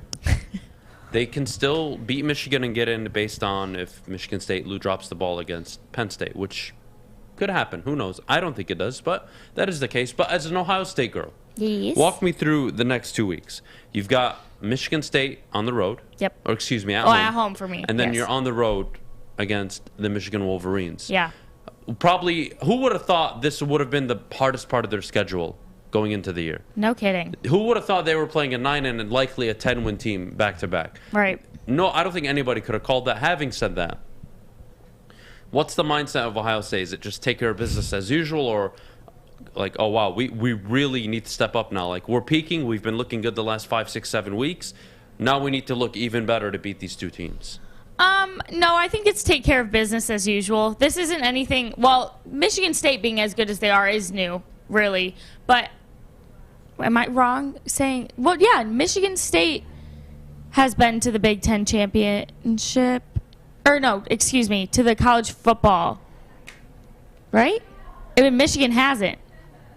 Google that for me. I'm pretty sure I'm right there. Say it again. Michigan State has made it to the college football. Oh yeah, they have. Yeah, okay. I'm sorry. And they got blown out to Alabama. Yeah, Thank Michigan you. State has made it to a college football playoff. Yes. And they've won 3 Big Ten championships in that span, and they've been to 4 Big Ten title games. So really, is it that different? Maybe not. But for this new younger team, we've got freshman quarterback, etc. This is new for them. So it's take care of business as usual. You always say it, narrative. Ohio State, it's the expectation. They should be in the Big Ten championship. They should be making the college football playoffs. Business is normal. Fair enough. Fish, I want your take, Mr. Ohio himself. Who's got more to lose this weekend? Michigan, Michigan State, or Ohio State? Who's got more to lose? Yep. Probably Ohio State? Maybe? Really? I don't know. I feel like the pressure's on. Which team loses this weekend and it's complete disaster? Well, Ohio State. Really? Yeah. Not it's Michigan. Michigan No, State. Not Michigan? Even if Michigan lose to Maryland, that's more tragic than Michigan losing to Maryland? You think so? I'm asking. There's no right or wrong answer. Well, I mean, Michigan would probably be number one, but possibly Ohio State just because they've been so close and they haven't gotten there. And you know, fans expect, Ohio State are expected to win Big Ten national championships everywhere. Where Michigan State, they're not expected to win this year. And Michigan, they are expected to win, but they've always struggled. So I think you're just looking at it different ways and saying, well, Ohio State's expected to win, where Michigan's expected to get 2 losses against Michigan State and Ohio State, get 10 wins, and Harbaugh gets 59 years at Michigan. So, I mean, kind of Ohio State just because of what they're expected to do every year. They're expected to be in that top 4 with the Georgias, the Alabamas, and whoever else they choose to put in. And maybe Cincinnati. I don't know. I mean, the big thing is if and when Michigan State loses this weekend, they're no longer in the running for the Big Ten championship. That's Correct. not true. Yes, it is. Michigan State? 2 Big Ten losses. How would they get in? Yeah, they're not getting into the Big Ten or the college football. Excuse me. That's don't that's everyone. correct. I was right and Adam was wrong. Absolutely. No, I thought it was Michigan State, or excuse me, you're talking about Ohio State. No. Even if Ohio State even if would still have a State shot. loses, they still have a chance. Right, Yep. because their I loss mixed up was the two. Oregon. Excuse me. Yes, no, you're right. But that's why, I mean, the pressure's on for Michigan State for sure. But once again, they're not expected to beat the Buckeyes at home. So it's kind of meh. But I would love to see them in the Big Ten championship, but not as much as I want Ohio State to be there. So. Yeah, I'm not even sure what to say to that. All right, we got to move on. We got a few minutes though, so let's switch it up. Hey, can I break some news real quick? Yeah. Speaking of OH, I.O. Nick Chubb is off the COVID reserve list. He's on track to play Sunday against the Lions. Let's go! Wait, hang on. I got to change my fantasy lineup. So running. That is Adam Schefter. So shout out to Adam Schefter. That is. I told you the news was coming news. today. Well, okay. Someone else named Miaz told me that he's out. So. Big mess. Who? So sorry, I was. Okay, sorry. Okay, I'm editing my lineup. But Adam, what you wanted to transition to? Well, that's going to be a problem, and we could talk about that. Okay, go Nick for Chubb it. officially off the COVID-19 list, likely plays on Sunday. That is problematic for Detroit. Bad. It's very bad. Dearness Johnson, you would have expected, okay, that's fine. Like, maybe we can handle that. But the Cleveland Browns do have a top offensive line in the NFL. With Nick Chubb fantasy owners, I'm sure, are very happy right now. I'm Jeff. pumped. Speaking for one. That makes a huge difference. No, Let's it really go. does. I mean, I think we all expect the Lions to lose against the Browns. I think this kind of puts the nail in the coffin. I don't see them being able to overcome a Nick Chubb-led rush attack. I just don't. I don't see how they pull it off. Najee Harris did a good job, and let's be honest, awful weather. He ran pretty damn good against the Lions. And it was really a ghost holding call that prevented him from getting in the end zone last weekend. So can they do that? Can they mimic that same performance back-to-back weeks against Cleveland? I doubt it, Jeff. I really do. He's if you have him in fantasy, he's good for a 30-piece. That guy's going to get in the end zone and find his way. Dearness Johnson, at least if you slow down Dearness, you can at least have a chance of picking off Baker. But Baker doesn't even have to really throw the ball. Like you said, this is probably the game where he's 19 for 25, 20 for 28, and a touchdown or two and over 200 yards. And Nick Chubb just has over 120 yards rushing, probably gets in once or twice. It's not good news for the Lions, but good news for fantasy owners. So you take it with a grain of salt, but at the same time, it doesn't change my expectations. If anything, it probably gives more points to the Browns now, if anything. So, Lions fans, if you're expecting anything this week, I don't know, the Nick Chubb news doesn't help that at all. Yeah, well, I know Kennedy's happy because she is a Nick Chubb owner, but look, it really changes the dynamic of the game. Kennedy, who do you have to sit now to start Nick Chubb? I just had to switch up everything. I had to move my flex and. So walk me through your team this week. Okay, this week I've got Patrick Mahomes at quarterback, Nick Chubb at running back. I already jacked everything up and had Brandon Bolden last night. Marvin Jones at wide receiver. Debo Samuel at wide receiver. Hawkinson at tight end, which is just railing me because they're not getting him the ball. And then I just put T. Higgins at my flex. Do you think that's a good idea? I like it. I had Kadarius Toney before, but I think I like T. Higgins this week. Okay. I think the and then Bengals I'm roll playing over the Prater Raiders. at kicker. Hell yeah. It's a good choice. And I've got Philly defense because Darius Slay's been killing it. Dub. I'm very hopeful for you. You're Thank going you. against one of the best teams in the league this week. Jeff, what's your record now? 7-3, buddy? Yep, 7-3. I got Fish this week, which Fish. Ooh, Fish and Justin. That's Good actually luck. a hard team. Team no one saw That's coming. a good matchup. And if people forget, which I didn't, they have Keenan Allen, my Keenan Allen that I drafted, and now I have Calvin Ridley who's not playing. So, Fish, if you whoop my ass this week and Keenan gets you a 30-piece, I'll salute you. All right, I'll salute you. So I'm done. Listen, but if I win, I'm going to talk all the SHIT in the world. So you better be ready. I will be ready. Better be ready. All right. I will be All right, ready. well, I'm still sitting pretty at the top. 8-2, most points in the league scored. I love it. You little minions. You don't get it. You don't get if it. I kept talk Keenan, all I the would crap snag you it. guys want to I talk would before the snag that season. spot. And we're 10 games in, and there's clearly a 1-2. And I did talk a lot of smack at the beginning everybody of in the this season. office is unbelievable. Matt's sitting there. What's Matt's record? 3-7, 4-6. I think Maz and I are the same. 4-6 probably. The Morning Woodward Show. We got Maz the talks fantasy so takeover. much crap. I love Maz, but he talks so much crap in the back office Yeah, he before the does. season started. Oh, yeah. No, he didn't. Maz has always said his team sucks. No, he always says he plays in 50 fantasy He's leagues. like, I don't every care, year, I'm and- bad. Yeah, And he's then like, he beat I got me. other leagues to worry about. Oh, Right. whatever. Yeah, Whatever, okay, Maz. Maz. Whatever. I'm sure you can make time to, put in some effort. But regardless, we got to go to break. When we get back, what do we got next? Quarterback problems. We got to talk about quarterbacks next, boys. I'm so excited to have this conversation. You guys know how I feel about Case Keenum. But before we go to break, Jeff, where do you get your hair done? All right, listen, Lady Jane's, they can take care of you because, listen, you come in Lady Jane's. It's a great environment for all the guys. I mean, Sunday morning, it doesn't matter. We know how great it is to watch football and how, entertaining it is. You come into Lady Jane's, you get to sit in one of their comfy chairs, watch any of your favorite football teams on the televisions, Sports Center, all the updates, and when you leave, you look like a whole new man or woman. You walk in, you sit down, sign in, and before you know it, you're handsome and clean. Get to Lady Jane's, open 10 to 8, 7 days a week. Walk in anytime because it is wicked awesome.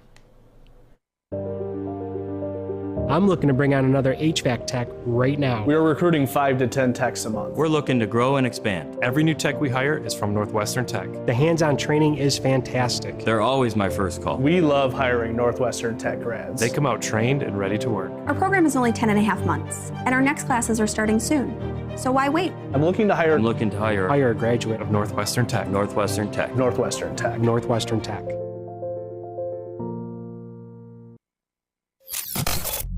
It's Adam, Jeff, and Kennedy. Mornings on the Woodward Sports Network.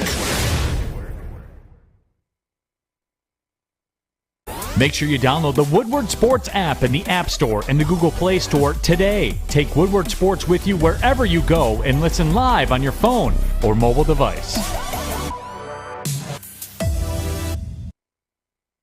Welcome back, everyone, to the Morning Woodward Show. We got to talk quarterbacks when it comes to this Lions-Browns matchup of the weekend. Jared Goff or Baker Mayfield? Which one would you guys prefer? I don't like either of them, but I would take Baker. I would take that camera stand over there, and I would shove it down my throat before having to take either of them, to be honest. I'll take Case Keenum. Well, obviously, we both are on the Case Keenum train. I'll take Case Keenum and Tim Boyle to start this game, and I think both teams will look better over Baker and Jared Goff. How about that? I agree. Are we on the same page? That's an interesting take. I kind of like that. I think both teams are better off going forward for the rest of the year with Tim Boyle and Case Keenum than they are with Baker. Case Keenum is a proven veteran. Yeah. Tim Boyle is an unknown, but Jared Goff is just doo-doo right now, and he's hurt, so that doesn't help. Yeah, I have no thoughts on Boyle, but I have thoughts on Case Keenum. He's proven himself, in my opinion. I mean, you guys have to remember, Case Keenum in Minnesota played really well in Minnesota under who? Offensive coordinator, now head coach, Kevin Stefanski.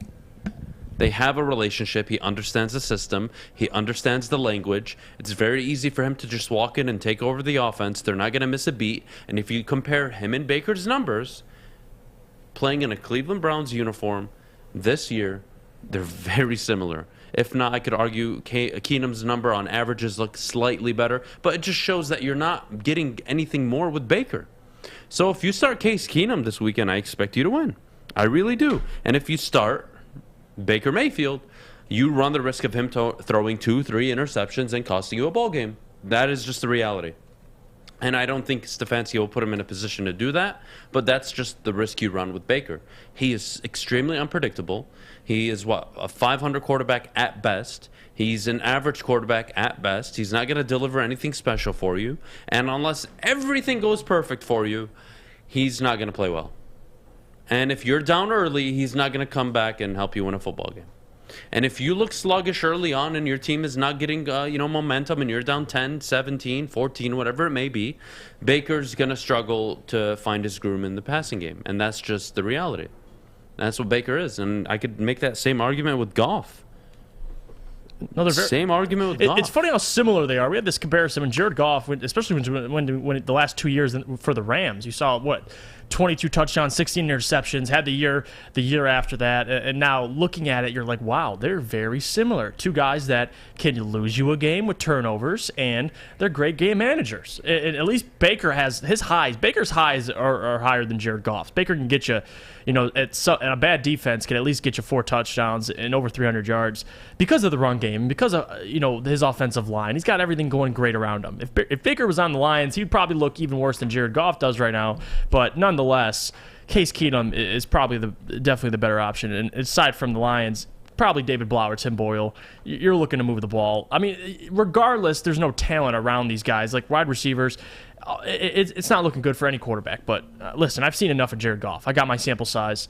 Maybe it's a blessing in disguise. You get another guy, you get to take a look at him, and if they get a win or at least close, they play better than Jared Goff, and they at least show more things offensively. It says a lot about Jared Goff, I guess, and a little pressure alleviates off of Anthony Lynn. But I'm pretty sure, is Dan Campbell calling the plays this week? I think he is. All right. Well, here we go. We're going to see another game, and we'll see if the ball. You're not going to be able to run 40 times against Cleveland. I'm telling you right now, they have the third-ranked rush defense. Yes, New England ran over them. That's New England. Josh McDaniels is their play caller, and he schemes up the game plan. Last I checked, Dan Campbell's not Josh McDaniels. Sorry. We'll see how the weekend plays out. I hope they come out. I hope they have moments of, they look good. They improve in some capacity from last week. That's all you really want to see out of this team. But anything more, I think, is unfair to expect from them. Even Dan Campbell, I think it's extremely unfair right now. Kennedy? I mean, your question was which quarterback is a bigger issue for their team. They both suck. Yes. They're both huge issues. We've had games this season where you look at Baker and you're like, he looked good today. Have you had a moment where you're like, Goff looked good today? Well, it depends who you ask, right? I'm asking you. Oh, well, Goff has not looked good ever. He hasn't looked good in 3.5 years. So therefore, Goff has to be a bigger problem than Baker. He is a bigger problem. Well, he's not the only problem. But look, if you put Baker on this team, he would look just like Jared Goff. I'm not a fan of either quarterback. I'm really not. And if you had a gun to my head and you told me I had to pick Baker Mayfield, Jared Goff, or I'm taking a 9mm in the head, I'm taking the 9mm. I am. So I'd rather not live than have to start a franchise with Baker Mayfield or Jared Goff. Jared Goff has regressed the last 3.5 years, and Baker Mayfield doesn't shut the hell up. And he's not even that good of a quarterback. Like, if Peyton Manning walks around with 4 MVPs and doesn't talk his stuff, what the hell makes you think you can talk? What have you accomplished, Baker? You haven't even won a division yet. You know what's an interesting? We do have a couple minutes. Oh yeah. I want to bring up this interesting question I actually saw on the internet. It was, look at the history, at least the Detroit Lions, and look at the history of the Cleveland Browns. The Cleveland Browns haven't won a playoff game since since early 2000s till about 2 years ago, a year ago. And the Lions through the 2010s have won 2 playoff games, 3 appearances, whatever it was. now looking at the Lions, they haven't won a championship since 1957, I believe, playoff game since 91. The Browns haven't won a championship since 63, I believe, or in the 60s, and it's been a while since they won a playoff game until, a couple years ago. I saw the question, would you rather be a Browns fan who they had their team relocated for a couple years, or a Detroit Lions fan who you've had nothing but mediocrity, but at least you've shown you're in the playoffs. You just haven't won anything, and that's an interesting question. I don't know what fan base I'd rather be a part of. Probably the Detroit Lions, because at least we have a team for the entirety of all. Even though we've sucked at times, it's been at least a consistent suck. And the Cleveland Browns, they've been just as pitiful, but I thought it was an interesting question. Browns fans rather be a Lions or Browns fan? Yeah, because very similar histories, but the Browns' success have come as of late. Lions, maybe a couple more playoff appearances. Yeah, I don't know. They're both pitiful. Like, who's watching the game on Sunday besides the Lions or Browns fans? Probably nobody. But if you had to pick a fan base, well, no. I mean, look, it's not I'm not going to attack either fan base. You don't have to attack them. Just say. I do. If I'm going to make the point I have to make, I'm going to have to attack them. So let's not even go here. Let's not. Look, we can all acknowledge the Browns are in a much better place than they were a few years ago. Mm-hmm. The Lions are at the core front of a clear rebuild. Yeah. And we're going to leave it at that. I'm not going to talk about. Do you remember when the three of us first started the show, we had a conversation and I think it was preseason. We were like, the Lions are going to do exactly what the Browns did. We're going to rebuild just like them. The Browns look great. Okay, Yeah, I'll take it. I'll set it. you mean You Dumbos, agreed with me, right? I'm pretty sure. I'm going to pull the footage. Oh, my goodness. Please pull the footage. I can guarantee you that's not how the conversation went. Okay, but I was saying that I was hoping that we would pan out like the Hoping Browns is different were. than saying it. There's a big difference. I probably said it. Fair? Fair. I was really high on the Browns the coming Lions into can the take season. The model of rebuild from anybody. They can take it from Cleveland, the Chargers. I always say this. I've said it maybe now 10 times on this show. Have a 3-year stretch like the Los Angeles Chargers have had. Draft Darwin James, Joey Bosa. Follow that up with Justin Herbert. Follow that up with Rashawn Slater, Asante Samuel Jr. Do that. You're going to have a good football team. I promise you. Get the quarterback right. Hit a few skill position players. Get a nice edge rusher. You're going to be a good football team regardless of everything else. You were an average 7-win football team with Matthew Stafford. You get the quarterback right, and you get the head coach right, the front office. You mix it all together. That's how you become division contenders, a Super Bowl winning team. That's how you do it. Can the Browns be that with Baker Mayfield? I don't think so. I think they have the GM. I think they have the head coach. I don't think they have the quarterback. And that's what they're missing, and that's what they need to address. And if they think the quarterback is out there in this draft, good luck. You'll probably have to maneuver up if you want him. But the Browns have the capital. They have the roster where they can pivot and make a move like that. The Lions are not in that position. They're likely going to go edge rusher. We did a mock draft yesterday. Thibodeau, then you got Dotson, and then first pick in the second round you took, help me out here, was it Gabe? We took the linebacker out of Georgia. Yeah, Nakobe Dean, excuse me. Sorry. Yep. So that's who we took in our first 3 picks. I think that's a good solid enough 3 draft. picks. So, look, that's the reality. Let's not overshoot this game for what it is. It's a really important game for the Browns in terms of playoff status, and it's not just another game for the Lions. And you hope that they come out and show you something different. That's it. That's all you can expect. And you hope that they put together a good game plan that keeps them competitive, like they've shown throughout the season. They've put together 3-4 games where you're like, wasn't expecting that. And I think that's all you can ask for going into Cleveland. But we got to go to break, Kennedy. We do. All right, coming up next, we will be covering Anthony Lynn and some of his comments on Dan Campbell. Kind of, he doesn't see it as stepping on his toes, but coming in and helping him out. That is coming up next. But first, our friends at Gypsy Vodka. All right, everybody, Gypsy Vodka, our good friends Adam and Mike, local brothers who attended the University of Michigan, have started Gypsy Vodka. Support them, please. Gypsy is gluten-free and corn-distilled 6 times using artisan spring water. Countless taste tests, 50 different formulas, and it finally resulted in one of the smoothest, best-tasting vodkas around. Ask for it by the name of Gypsy. Try a bottle today, and as always, please drink responsibly. Okay, you thirsty little spin goblins. I want you to pedal into the next dimension. Spin it! Spin! Spin! Uh-oh! Carmen's falling behind. Let's give her the hiss of shame. Spin! Spin! Spin till you bleed! Don't ride the bike of shame. Come to Planet Fitness and find your own lane with tons of equipment, free fitness training, and no hissing. Join today for just $10 a month. And a miraculous catch. Follow us everywhere. Just search Woodward Sports on YouTube, Facebook, Twitter, Twitch, IG, and more. Welcome back, everyone, to the Morning Woodward Show. All right, I want to get into some of Anthony Lynn's comments coming out of the Steelers 16-16 tie. Last week, he said, when referring to Campbell helping him out with play calling, I don't see it as a demotion. I've been in Dan's shoes, and if I was 0-8 and needed to spark my team, being an offensive guy, I probably would have done the same thing. To be honest with you, I have, so I'd be a hypocrite if I didn't agree with what he did. I thought it worked well. I thought we worked well together last week. He asked me my opinions on certain things, and he made the calls. But he wanted to talk to the quarterback. That was the main thing. He wanted to communicate with the quarterback, and the only person that can do that has the headset. So, your thoughts? He really needed to talk to Goff, I guess. Well, I think that was important. Dan Campbell wanted to really know what was going through Jared Goff's head. I mean, he is an offensive guy. I mean, talk about he's never been a coordinator, which is true, but he's a tight end, and he knows the offensive side of the ball. So I think it's just him knowing, listen, we're winless. I have a lot of responsibility on my shoulders. I mean, he understands it's a rebuild, but you're winless, and you're 0-8-1 or 0-8 at the time, and then you come into the Pittsburgh game and you're like, listen, I want to know what's being called. I want to know I'm going to be talking to Jared Goff directly, knowing what he sees. That's important, I guess, for at least Dan Campbell, and I applaud him for it because the first 8 games have looked pretty despicable. I mean, Anthony Lynn, he doesn't have a lot to work with, but you can't get much worse. So allow Dan Campbell to run the offense.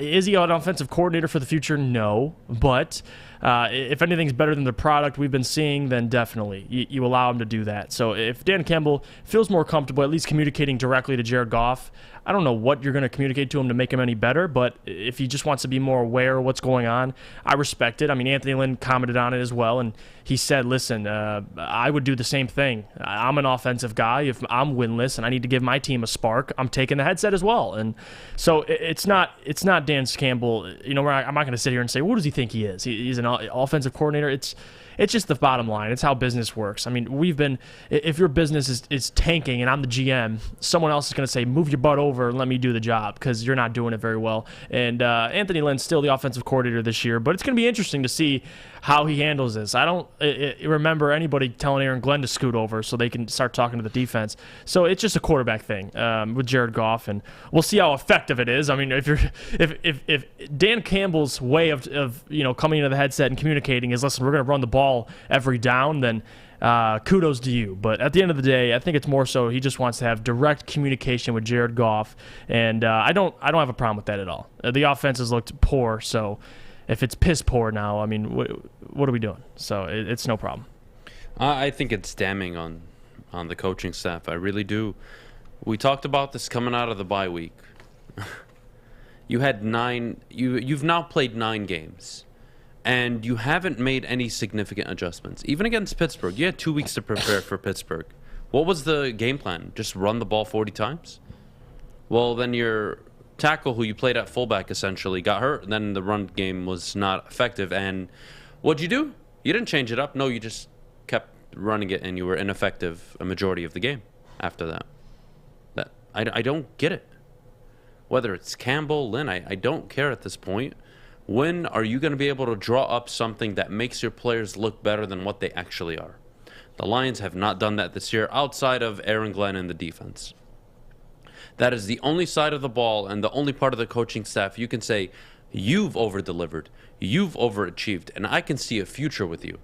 Dan Campbell and Anthony Lynn is not getting another offensive coordinating job. That we can all be very clear on. This is embarrassing. And why should he call plays moving forward? Because he's the OC? He's lost that right. But it makes me question Dan Campbell. Like, you've been sitting there for 8 weeks, and suddenly you decide to just take it?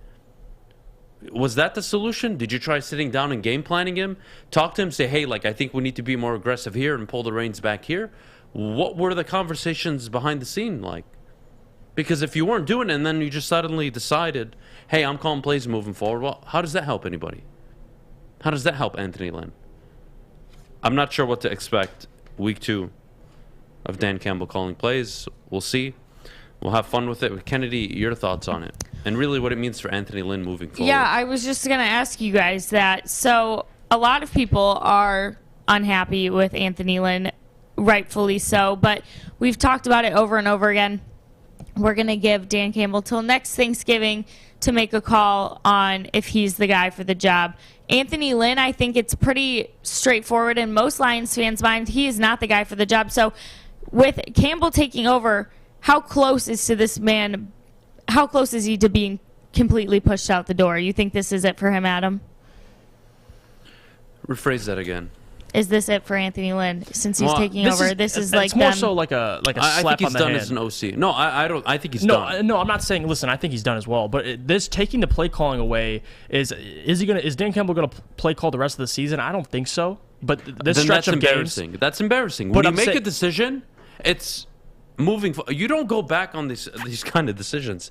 I would. Can you guys do me a favor? I wish I thought of this before the show. Can somebody go find me an example of a head coach that overtook play calling middle of the season and later on took it and gave it back to the OC? What? If you want more involvement, be a part of the game plan. It's not just about calling the plays. Those plays are on the sheet because you schemed and game planned for them to be there. And you're practicing for them to happen in the game. So if that's the case, you can impact it outside of just calling the plays. I think it's very damning on Anthony Lynn. I really, really think so. It's really embarrassing.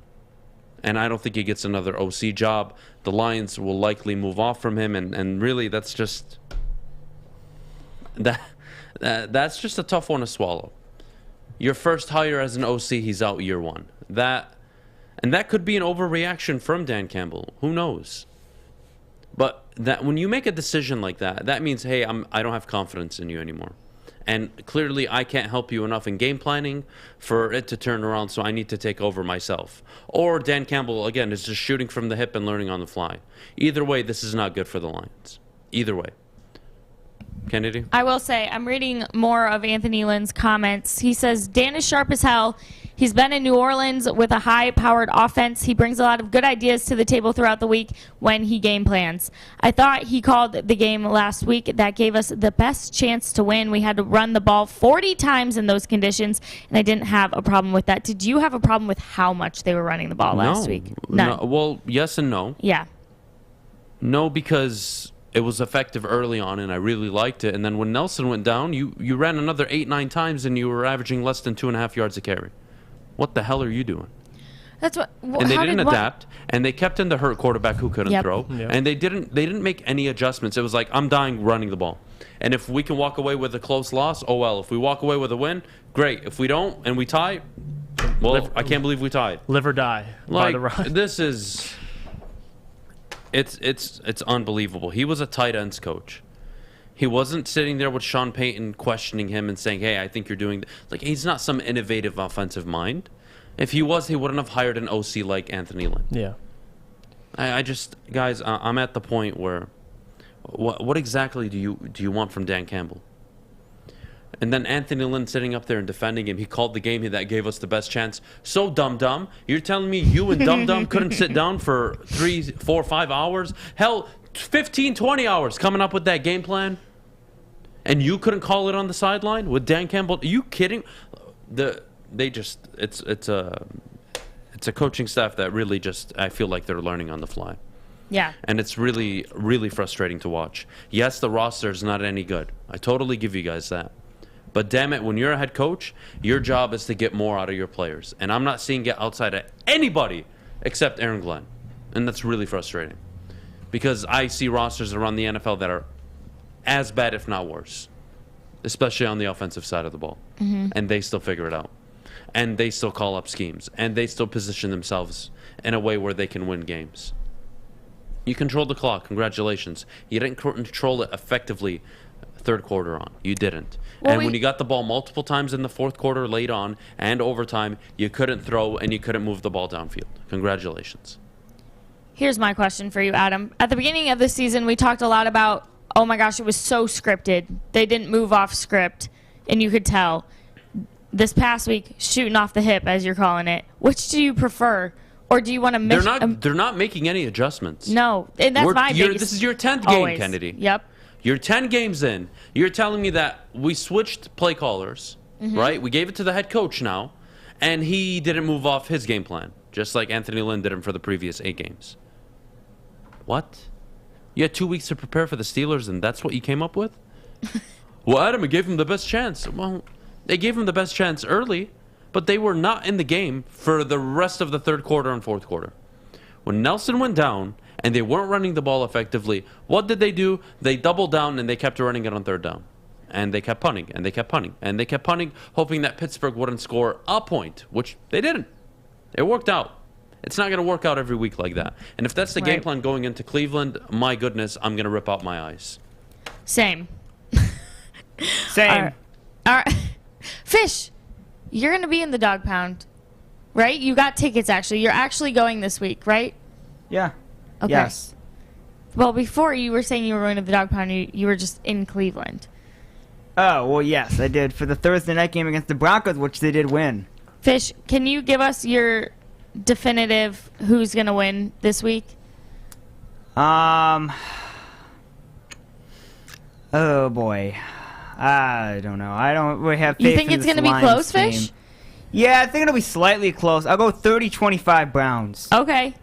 All right. I like Nicer that. than these two at the desk gave us. Fish, are you gonna wear a neutral? Are you gonna wear a sneaky Lions jersey under your shirt? Are you gonna wear that? I have no clue what I'm going to wear. I'll find out on Sunday morning. Well, I'll probably find out today when I pack Can my I clothes. dress you for but- Sunday's game? Hell no.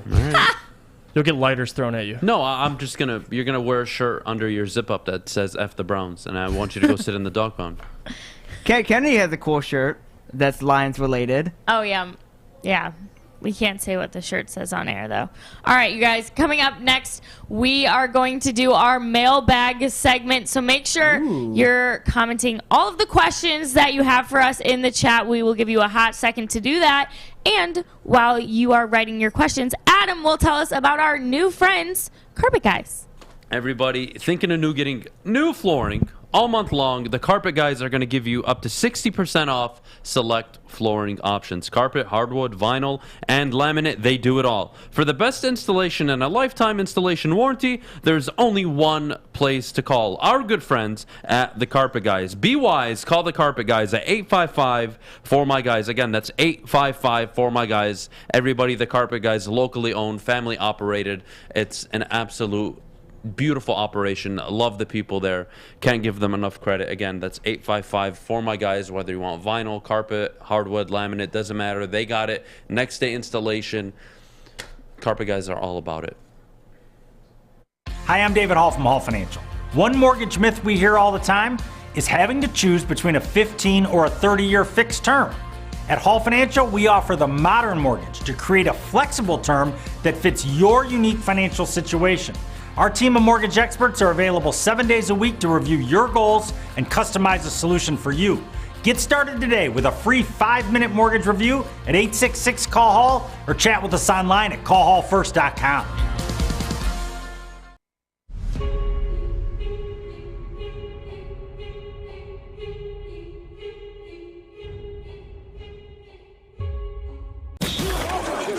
Woodward Sports is giving you a chance to sit front row on Thanksgiving. All you have to do is survive our squid game. Nope, our turkey games. Listen every day to the Morning Woodward Show at 9 a.m. Big D Energy at noon. And the bottom line at 3 p.m. for your chance to qualify. The winner of turkey games will get tickets to the Thanksgiving Day Detroit game. Hey, it's Thanksgiving. Shouldn't you be in Detroit losing a football game right now? Plus a turkey. So if you think you can master our turkey games challenges, watch, listen, and win. Make sure you're following at Woodward Sports on all social media or go to woodwardsports.com for additional chances to qualify. May the best turkey win. Woodward Sports. Missed part of the show today? Watch again on YouTube or download the podcast anywhere you listen to podcasts. Welcome back, everyone, to the Morning Woodward Show. We are going to get into our mailbag. The first question that came in was from Mr. Thomas. He said, I have a question. Are the Lions a professional football team? Answer that. Yes. Jeff? Jeff? I don't know. I really don't know. I'm trying to figure that out. I've been a Lions fan for quite a while and watch a lot of bad football, watch, some good football, but at the same time, I don't know. So you know what? Your answer's as good as mine. Who answers it? What was his name? It was Mr. Thomas. All right, Mr. Thomas, your answer's good as mine. All right, I don't know, probably not. But if they're on a professional team, then you know what? Take the Browns away because they deserve to be in Baltimore anyway. Listen, the Detroit Lions, at least we've had our team the entirety of the franchise, but they've been pitiful. So I don't know, Adam. Maybe they're an XFL team? They are a professional team by definition. Result-wise, they are the furthest thing from a professional team. So we'll leave it at that. If they went to the XFL, they'd be the best team in the entire league. Maybe. Maybe. I could argue against that. They lost. They were shut out to P.J. Walker and the Carolina Panthers last year during the rebuild. Okay. So be very careful. They're 0-1 against the XFL quarterbacks. So let's not go there, please. The next question we have on here is Kennedy. When is your date with the J-Ro? Why would you do that to me? I had to bring it up. Come on. J-Ro, this is how you get a date with Kennedy. You got to go through a screen filter, and that's got to be done through me. Yes. And if I believe you're Kennedy's type, I will make it happen. Oh, here we go with Adam knowing my type Who again. knows it? Tell me I don't know it. You kind of do. Explain to the chat. Okay. Tell them the truth. Everyone, one time I was in here crying about boys, and Adam was like, Kennedy, he wasn't your type anyway. And I looked at him and I said, Adam, how do you know what my type is? He said, because I know you. And then he rattled off pretty much. Named a specific person that I envisioned was her type, who I'm not going to say because long story, and who nailed it right on the money. Adam did. That's right. So who knows your type, Kennedy? Adam. So shut up. But yeah, screening through Adam and Notre Dame pretzels must be shipped. Moving on, do you release Jared Goff if no one gives you anything for him? I don't think anybody will ever give you anything for him, so that's out of the question. That's a flyer. Jared Goff leaves when his contract expires. You're not going to cut him early. You're going to play him next year likely, and you're going to, if you draft a rookie quarterback, you play him until you probably fizzle out or you feel the rookie's ready, and then you throw in the rookie midway into next year. That's how it likely plays out. He's not going anywhere. He's not. Kennedy, is there anything else? Does Adam have a price? What does that even mean? Chuck, what does that mean? Are you trying to offer to go out on a date with me? I think so. I'm open. Or to just bang it out. I don't know. I don't know. Kennedy, can you find out? I'm really curious. Okay. I'm really curious. How's Miami doing? I don't know what anybody in this chat is talking about right now. Either. These are the worst questions ever. I think we're going to have to kill this segment. I think so, too. I know what I want to talk about. What? Is it's Pro Bowl season, Pro Bowl voting season. No, we're not talking about Darius Slay. Come on. All right, go ahead. No, I wasn't actually going to bring up Darius Slay, but there's if you no way you through, weren't. You tweeted about it. I mean, I know who I'm voting for, but is there anyone you guys foresee going to the Pro Bowl from the Lions? The only person that you can maybe say, and this is a maybe, and because of George Kittle and his injury, is T.J. Hawkinson. Nope. No, but doesn't listen. have the numbers. But the only thing, listen, George Kittle's having a year. Tunyon, the year he had last year, he was snubbed and he's injured. And he has a pitiful year this year. And but the emergence of Kyle Pitts, I guess, maybe but still, T.J. Hawkinson, I think they're playing better than Kyle Pitts. So it's a tough argument. But you can't end a game with one target, no catches. I mean, you answered the question yourself. Then it's Jack Fox. Jack Fox is the only hope the Lions have of getting a Pro Bowl player. He's the best player into Hawaii. That's the reality. He's the best player. Chuck. It's not in Hawaii. I think it's in Orlando. I'm open. You send him my way. Who's the next offensive coordinator for the Lions? That is a very good question. That's interesting. I'm not going to sit here and say any of that. I don't. Because I'll answer this question on Monday. How about that? Give me the weekend. Let me really think about this because you're not going to go out and get current offensive coordinators. No, it's going to. They're not going to leave their current jobs to come be the OC of the Lions. You got Anthony Lynn because he was fired as a head coach, so you're going to really look for a guy A that loses his job this year, or B is an assistant somewhere in another organization, and you kind of find your hidden gem like a Kyle Shanahan, a Sean McVay, Matt LaFleur when they were with the Washington Redskins at the time. You find those young guys who were assistants. That's probably how you figure it out. That's likely the scenario, but I'll give you an answer on Monday about it. We have 5 minutes left, Kennedy. We do. Let's go back to a very interesting conversation from earlier. Not about my dating life. No, I really want to revisit the Michigan State-Ohio State game. Oh, okay. It is the game of the season right now so far. Outside of the Michigan State game that we saw a few weeks ago, this is now the biggest game to date. If Ohio State goes out and absolutely runs over Michigan State, that is problematic for the Big Ten. Mm-hmm. Not just, I'm not talking long term, but this year it's like, oh, well, man, why is Ohio State just always so much better? And I think the best case scenario for the Big Ten is that Ohio State plays a close game and beats Michigan State. I think that's really good. Or if Michigan State beats Ohio State, that's a really good thing too. But it also hurts Michigan going into the final game of the year. Mm-hmm. Or does it? It shows that Ohio State's beatable. And then if Michigan State beats Ohio State and Michigan State runs the table, well, then I could make the argument, give me an 11-win Michigan team in the college football playoff over an undefeated Cincinnati. Over maybe even a Pac-12 champion, I could make the argument. Adam just wants to be able to argue anything over Cincinnati at this point. At this point, I'll take Easy and his crew of friends over Cincinnati in a game of football. How about that?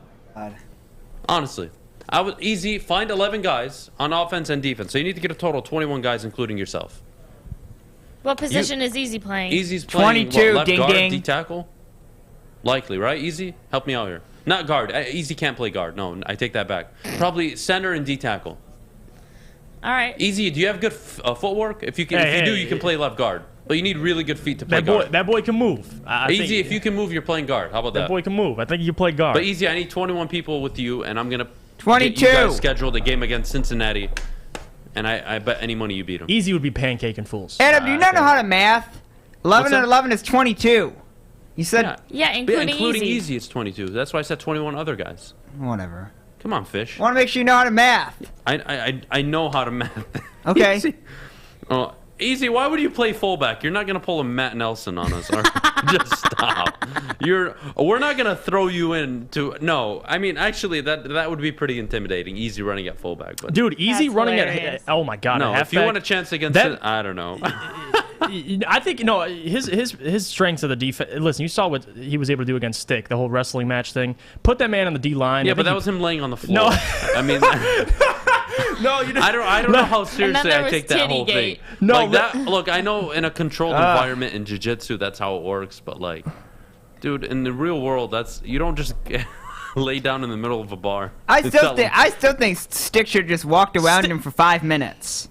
Once Stick just went waiting, down, I just didn't see the point of it. Then That was funny. I really got a kick out of watching that video. Fish, though. we had to get you versus Art. I think that was the rumor we never really kind of put into Yeah, effect. that's the thing. You would have we let slaughtered down Art. everybody Why at was it? Woodward by not Was it making supposed to be happen. you versus Art? All right, listen. Me and Or- Art, or- I like Art. It would have been more interesting with you. I'm not gonna. You and Art would actually talk trash. Okay, can we get that straight? Me and Art would just be laughing the whole time. It wouldn't be serious between me I and would Art. refinance. You guys my had the house. promo at the end of the video too. I know. I was laughing. I would WSN too. refinance my house. I would take out $150,000 on it, and I would put all my money on Stick to beat Art. To beat Art? Mm-hmm. Well, yeah. But Stick would beat the crap out of No, Art. excuse me, Fish. Oh, yeah. All Excuse me. Stick has to do is just touch my No, really I'm just taking touch my Fish shoulder over and I Art die. And anybody for that matter. Why? Because I will rig the fight, of course. I won't let Fish lose. I'll step in myself and make sure he wins. All right, we got to get out of here, guys. Thank you so much for joining us this morning. It was fun. Yeah. We're going to try to do this every 9:50 around every morning at 9:50. Yeah, mailbag. So, guys, come prepared with questions on Monday. Anything you want to ask, save it for the end of the show, or you can call in. We do have a line, 313-552-6322. Call in. Feel free to ask questions. I don't mind that either. It doesn't Fish just is need to be on the pissed. chat. I don't care if Fish gets pissed. You guys want to call in and talk, be our guest anytime. So that's All that. right. Kennedy, wrap us up. All right, you guys, I got to tell you what you need to do with your weekend. On Sunday, you can join us live for the Lions pregame at O'Toole's in Royal Oak with our friends at Jose Cuervo from 11 a.m. to 1 p.m. And then you can obviously go to the postgame with Stick and Anson at the Brass Rail.